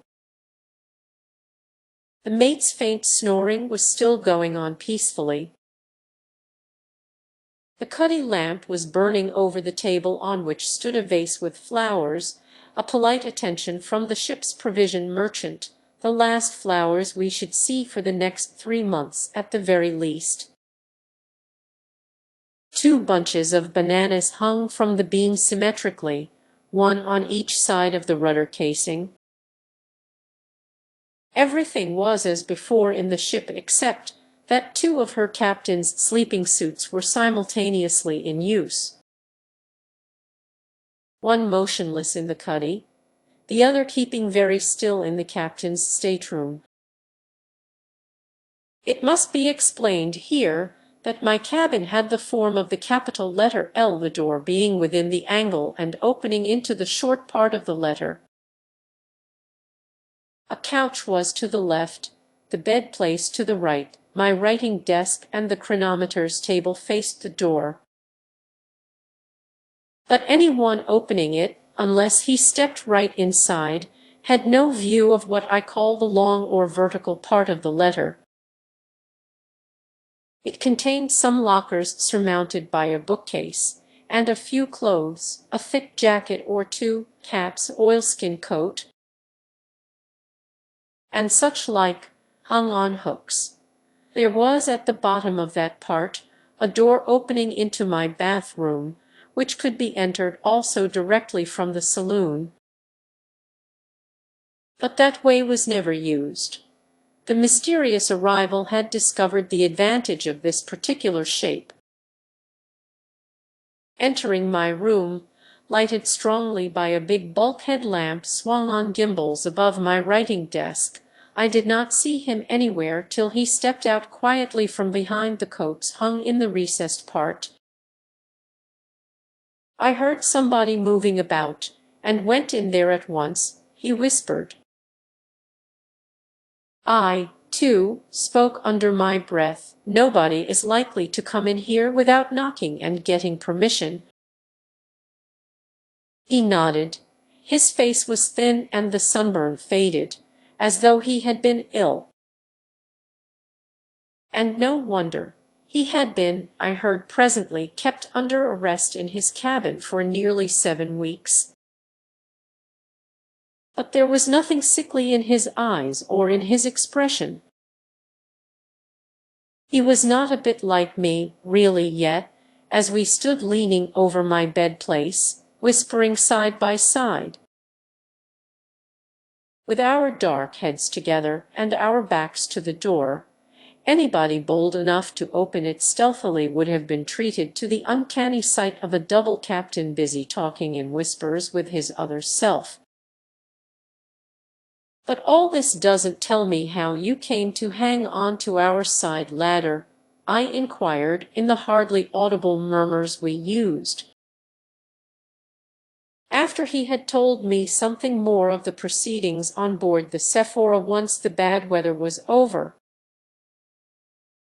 When we sighted Java Head, I had had time to think all those matters out several times over.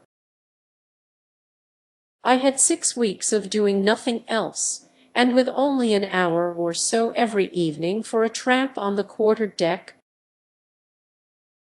He whispered, his arms folded on the side of my bed-place, staring through the open port. And I could imagine perfectly the manner of this thinking out a stubborn, if not a steadfast operation. Something of which I should have been perfectly incapable. I reckoned it would be dark before we closed with the land, he continued, so low that I had to strain my hearing. Near as we were to each other, shoulder touching shoulder almost. So I asked to speak to the old man. He always seemed very sick when he came to see me, as if he could not look me in the face. You know, that foresail saved the ship. She was too deep to have run long under bare poles. and it was I that managed to set it for him. Anyway, he came. When I had him in my cabin, he stood by the door looking at me as if I had the halter round my neck already. I asked him right away to leave my cabin door unlocked at night while the ship was going through Sunda Straits.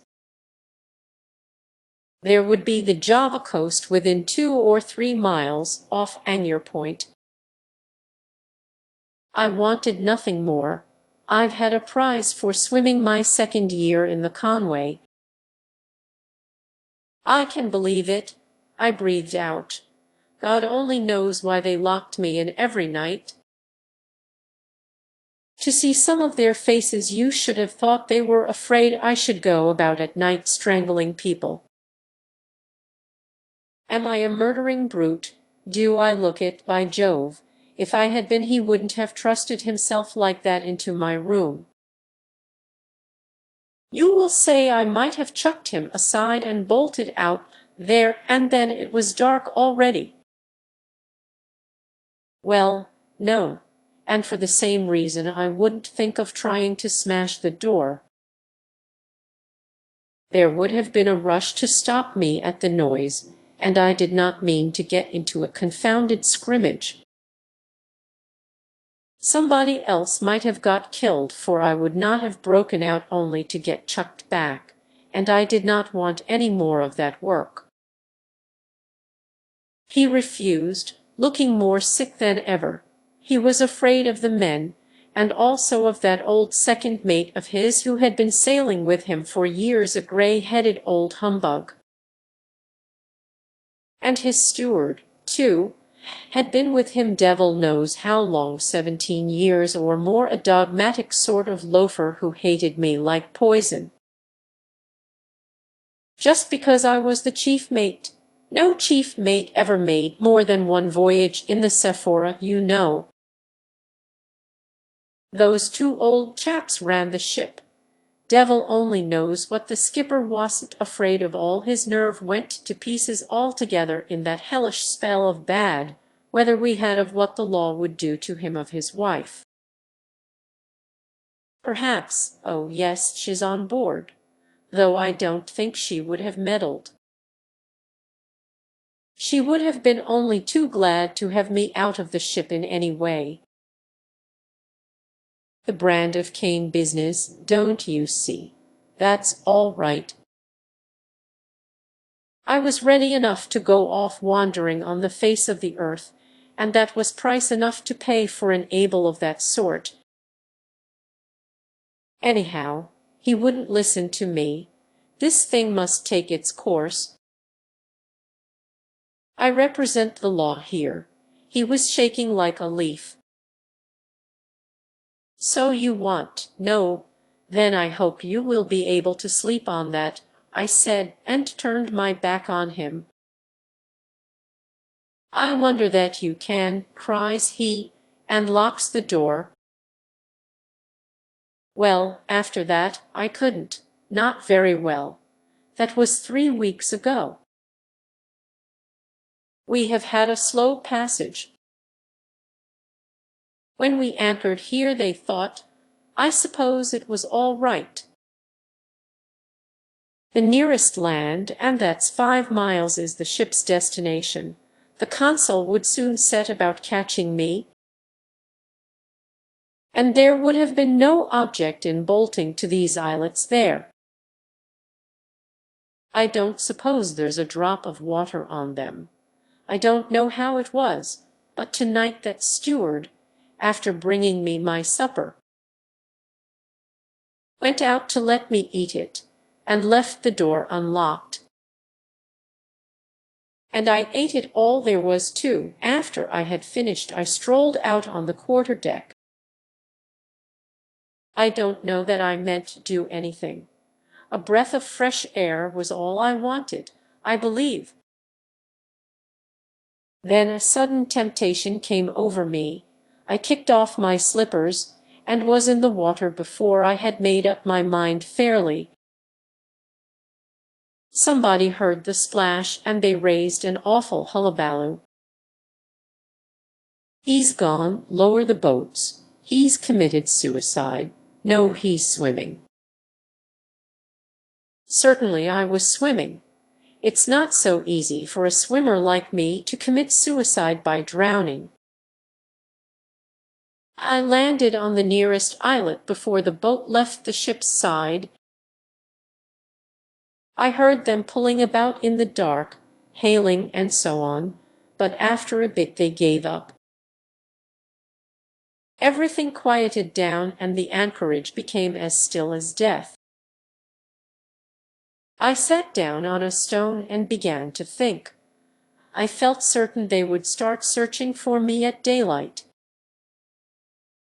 There was no place to hide on those stony things, and if there had been, what would have been the good?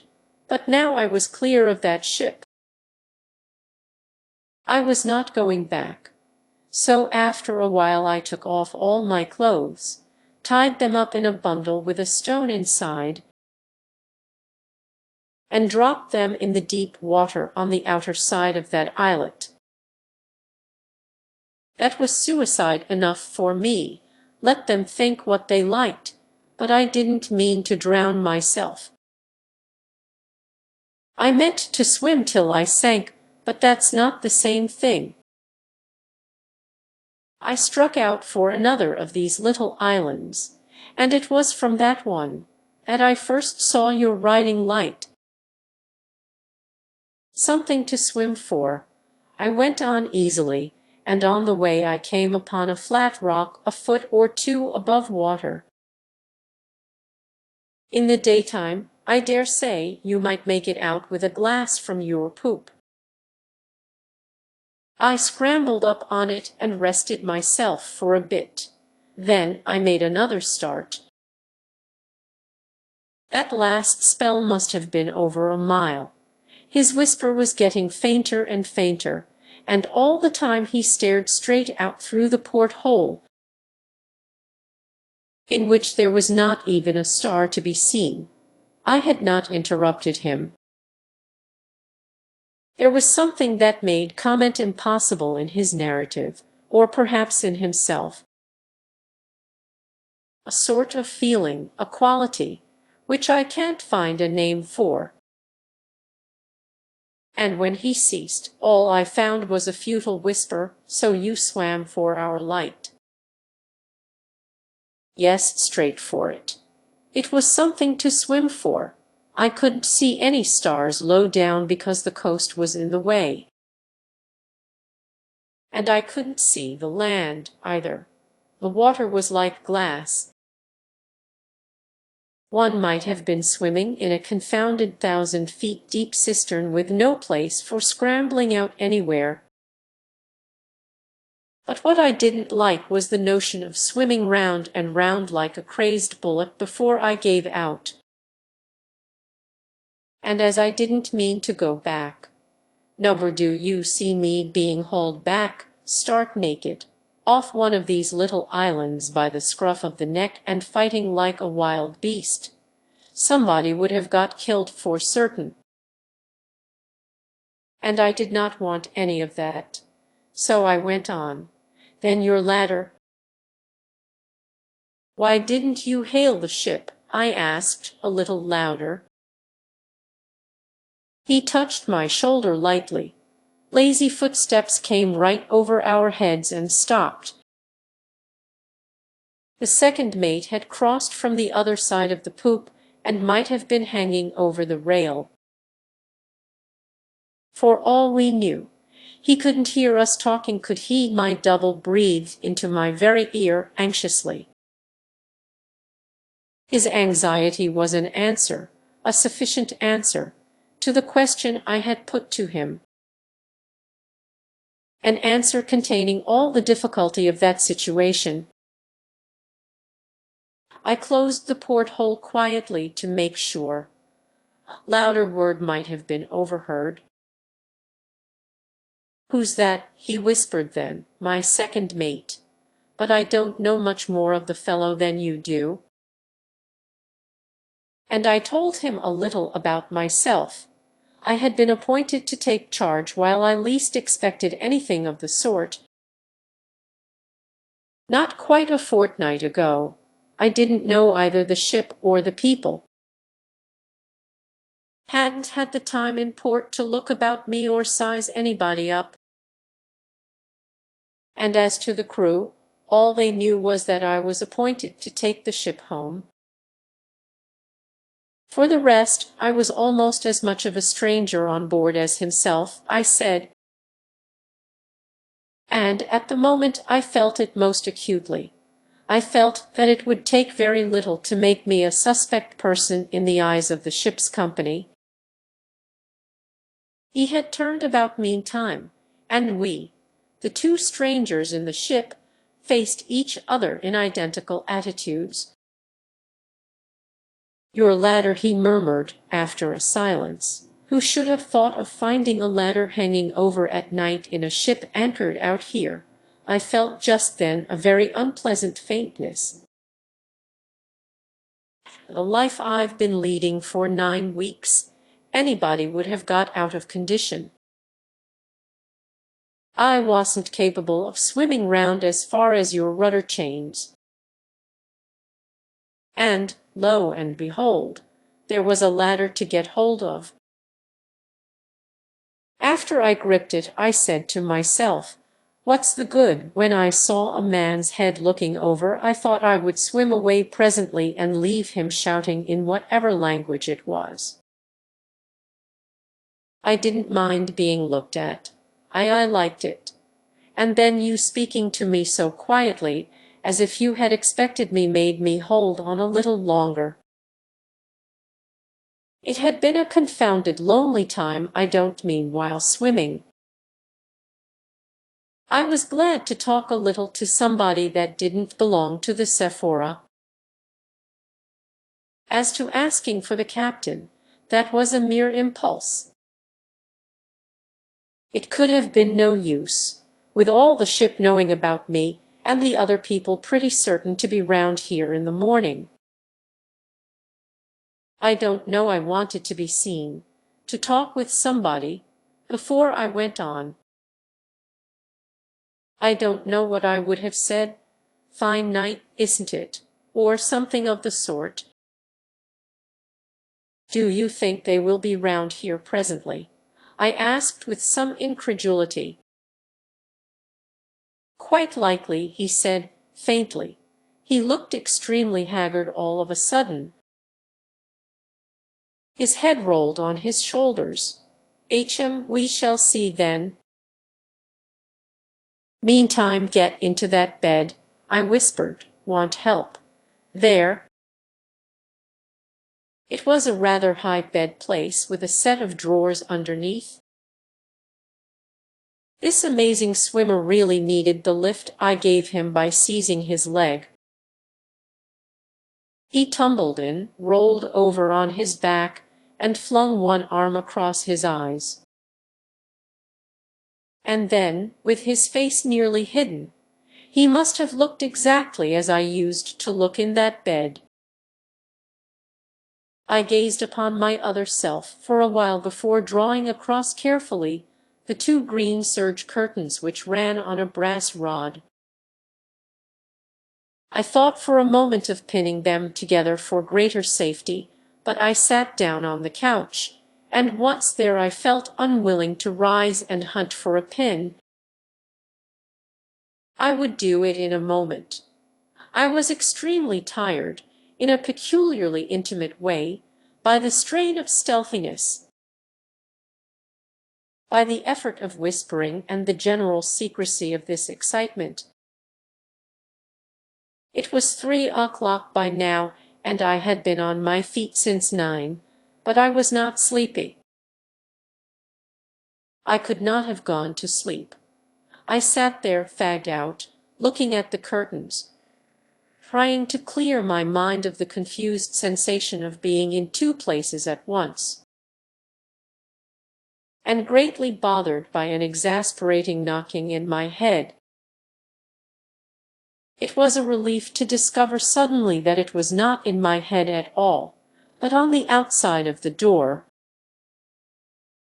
Before I could collect myself, the words "come in" were out of my mouth, and the steward entered with a tray,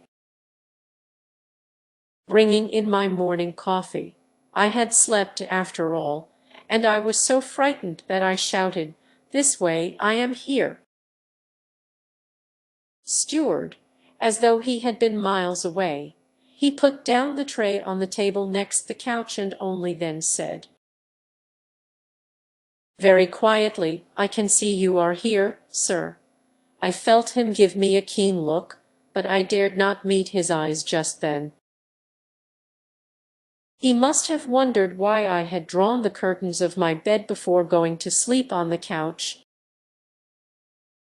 He went out, hooking the door open as usual. I heard the crew washing decks above me. I knew I would have been told at once if there had been any wind. Calm, I thought, and I was doubly vexed. Indeed, I felt dull more than ever.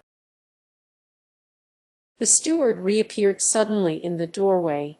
I jumped up from the couch so quickly that he gave a start. "What do you want here? Close your port, sir, they are washing decks." "It is closed," I said, reddening. "Very well, sir." But he did not move from the doorway and returned my stare in an extraordinary, equivocal manner for a time. Then his eyes wavered, all his expression changed, and in a voice unusually gentle, almost coaxingly, "May I come in to take the empty cup away, sir?" Of course, I turned my back on him while he popped in and out. Then I unhooked and closed the door and even pushed the bolt. This sort of thing could not go on very long. The cabin was as hot as an oven, too. I took a peep at my double, and discovered that he had not moved. His arm was still over his eyes. But his chest heaved, his hair was wet, his chin glistened with perspiration. I reached over him and opened the port. I must show myself on deck, I reflected. Of course, theoretically, I could do what I liked, with no one to say nay to me within the whole circle of the horizon. But to lock my cabin door and take the key away, I did not dare. Directly I put my head out of the companion, I saw the group of my two officers, the second mate barefooted, the chief mate in long India rubber boots near the break of the poop, and the steward halfway down the poop ladder talking to them eagerly. He happened to catch sight of me and dived. The second ran down on the main deck shouting some order or other. And the chief mate came to meet me, touching his cap. There was a sort of curiosity in his eye that I did not like. I don't know whether the steward had told them that I was queer only or downright drunk, but I know the man meant to have a good look at me. I watched him coming with a smile which, as he got into point-blank range, took effect and froze his very whiskers. I did not give him time to open his lips. Square the yards by lifts and braces before the hands go to breakfast.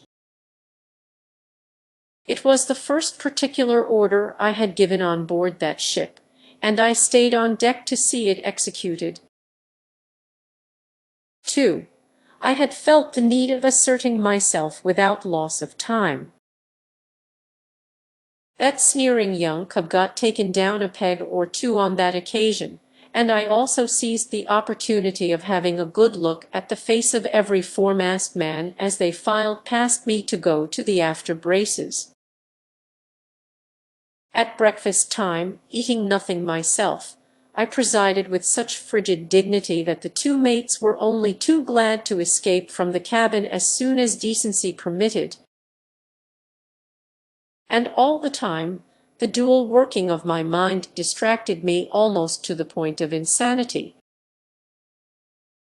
I was constantly watching myself, my secret self, as dependent on my actions as my own personality, sleeping in that bed. Behind that door which faced me as I sat at the head of the table, it was very much like being mad, only it was worse because one was aware of it. I had to shake him for a solid minute, but when at last he opened his eyes it was in the full possession of his senses. With an inquiring look, "All's well so far," I whispered. "Now you must vanish into the bathroom." He did so, as noiseless as a ghost, and I then rang for the steward, and facing him boldly, directed him to tidy up my stateroom while I was having my bath and be quick about it. As my tone admitted of no excuses, he said, "Yes, sir," and ran off to fetch his dustpan and brushes. I took a bath and did most of my dressing, splashing, and whistling softly for the steward's edification, while the secret sharer of my life stood drawn up bolt upright in that little space, his face looking very sunken in daylight, his eyelids lowered under the stern, dark line of his eyebrows drawn together by a slight frown. When I left him there to go back to my room, the steward was finishing dusting. I sent for the mate and engaged him in some insignificant conversation. It was, as it were, trifling with the terrific character of his whiskers, but my object was to give him an opportunity for a good look at my cabin. And then I could at last shut, with a clear conscience, the door of my stateroom and get my double back into the recessed part. There was nothing else for it. He had to sit still on a small folding stool, half smothered by the heavy coats hanging there. We listened to the steward going into the bathroom out of the saloon, filling the water bottles there, scrubbing the bath, setting things to rights, whisk, bang, clatter out again into the saloon, turn the key, click. Such was my scheme for keeping my second self invisible. Nothing better could be contrived under the circumstances.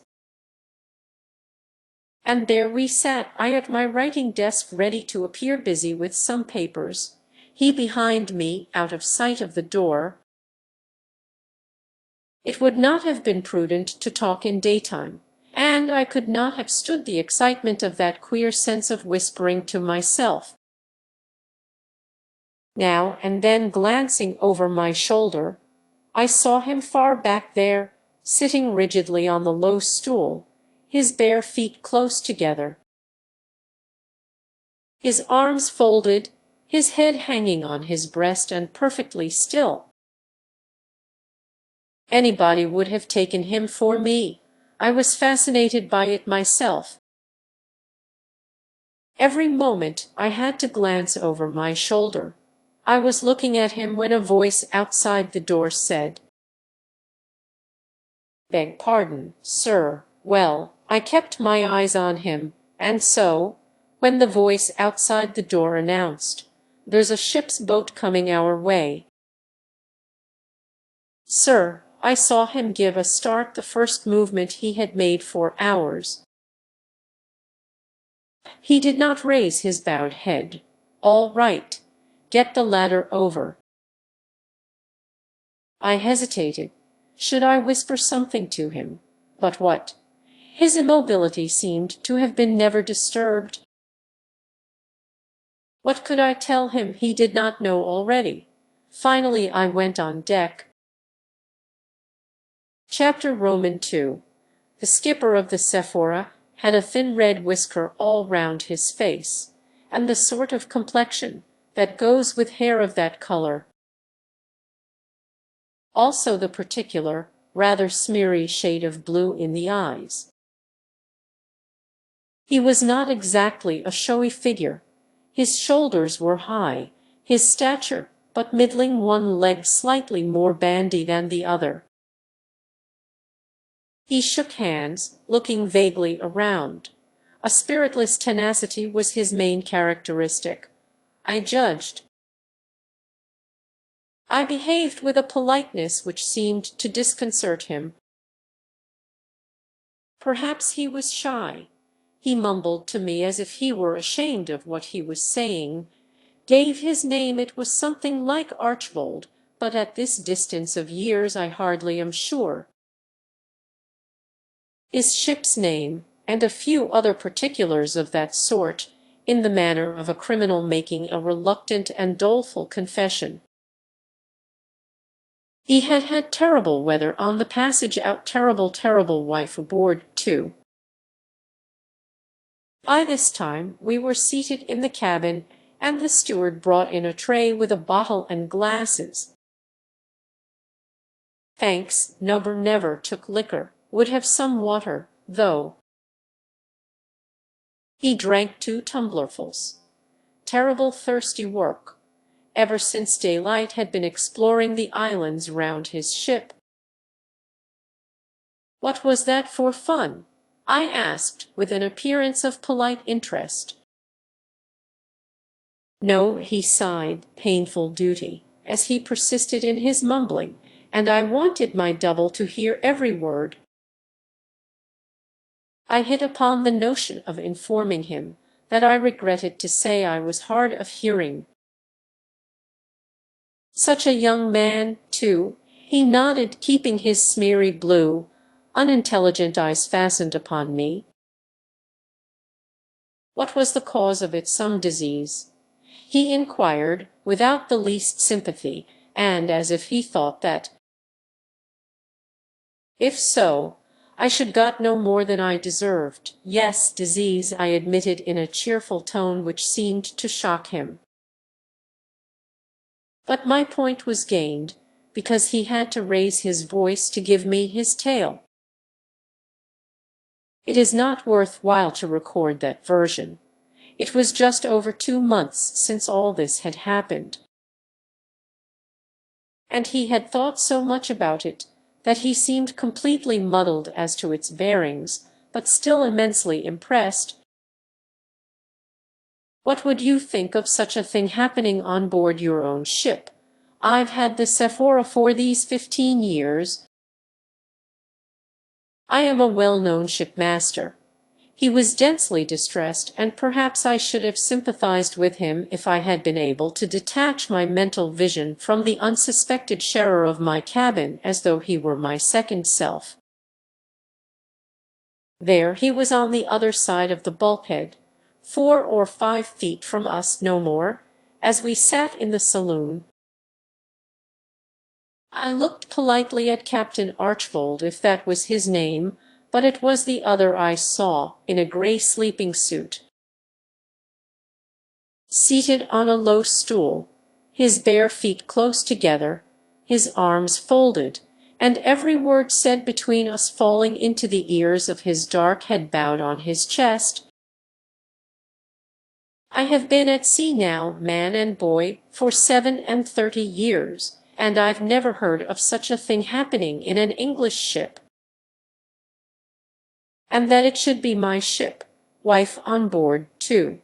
I was hardly listening to him. Don't you think, I said, that the heavy sea which, you told me, came aboard just then might have killed the man? I have seen the sheer weight of a sea kill a man very neatly. By simply breaking his neck, good God, he uttered impressively, fixing his smeary blue eyes on me. The sea, no man killed by the sea ever looked like that. He seemed positively scandalized at my suggestion, and as I gazed at him, certainly not prepared for anything original on his part, he advanced his head close to mine and thrust his tongue out, at me so suddenly that I couldn't help starting back. After scoring over my calmness in this graphic way, he nodded wisely. If I had seen the sight, he assured me, I would never forget it as long as I lived. The weather was too bad to give the corpse a proper sea burial. So next day, at dawn, they took it up on the poop, covering its face with a bit of bunting. He read a short prayer, and then, just as it was, in its oilskins and long boots, they launched it amongst those mountainous seas that seemed ready every moment to swallow up the ship herself and the terrified lives on board of her. That reefed foresail saved you, I threw in. Thanks for watching. This video book is provided by StreamBooks.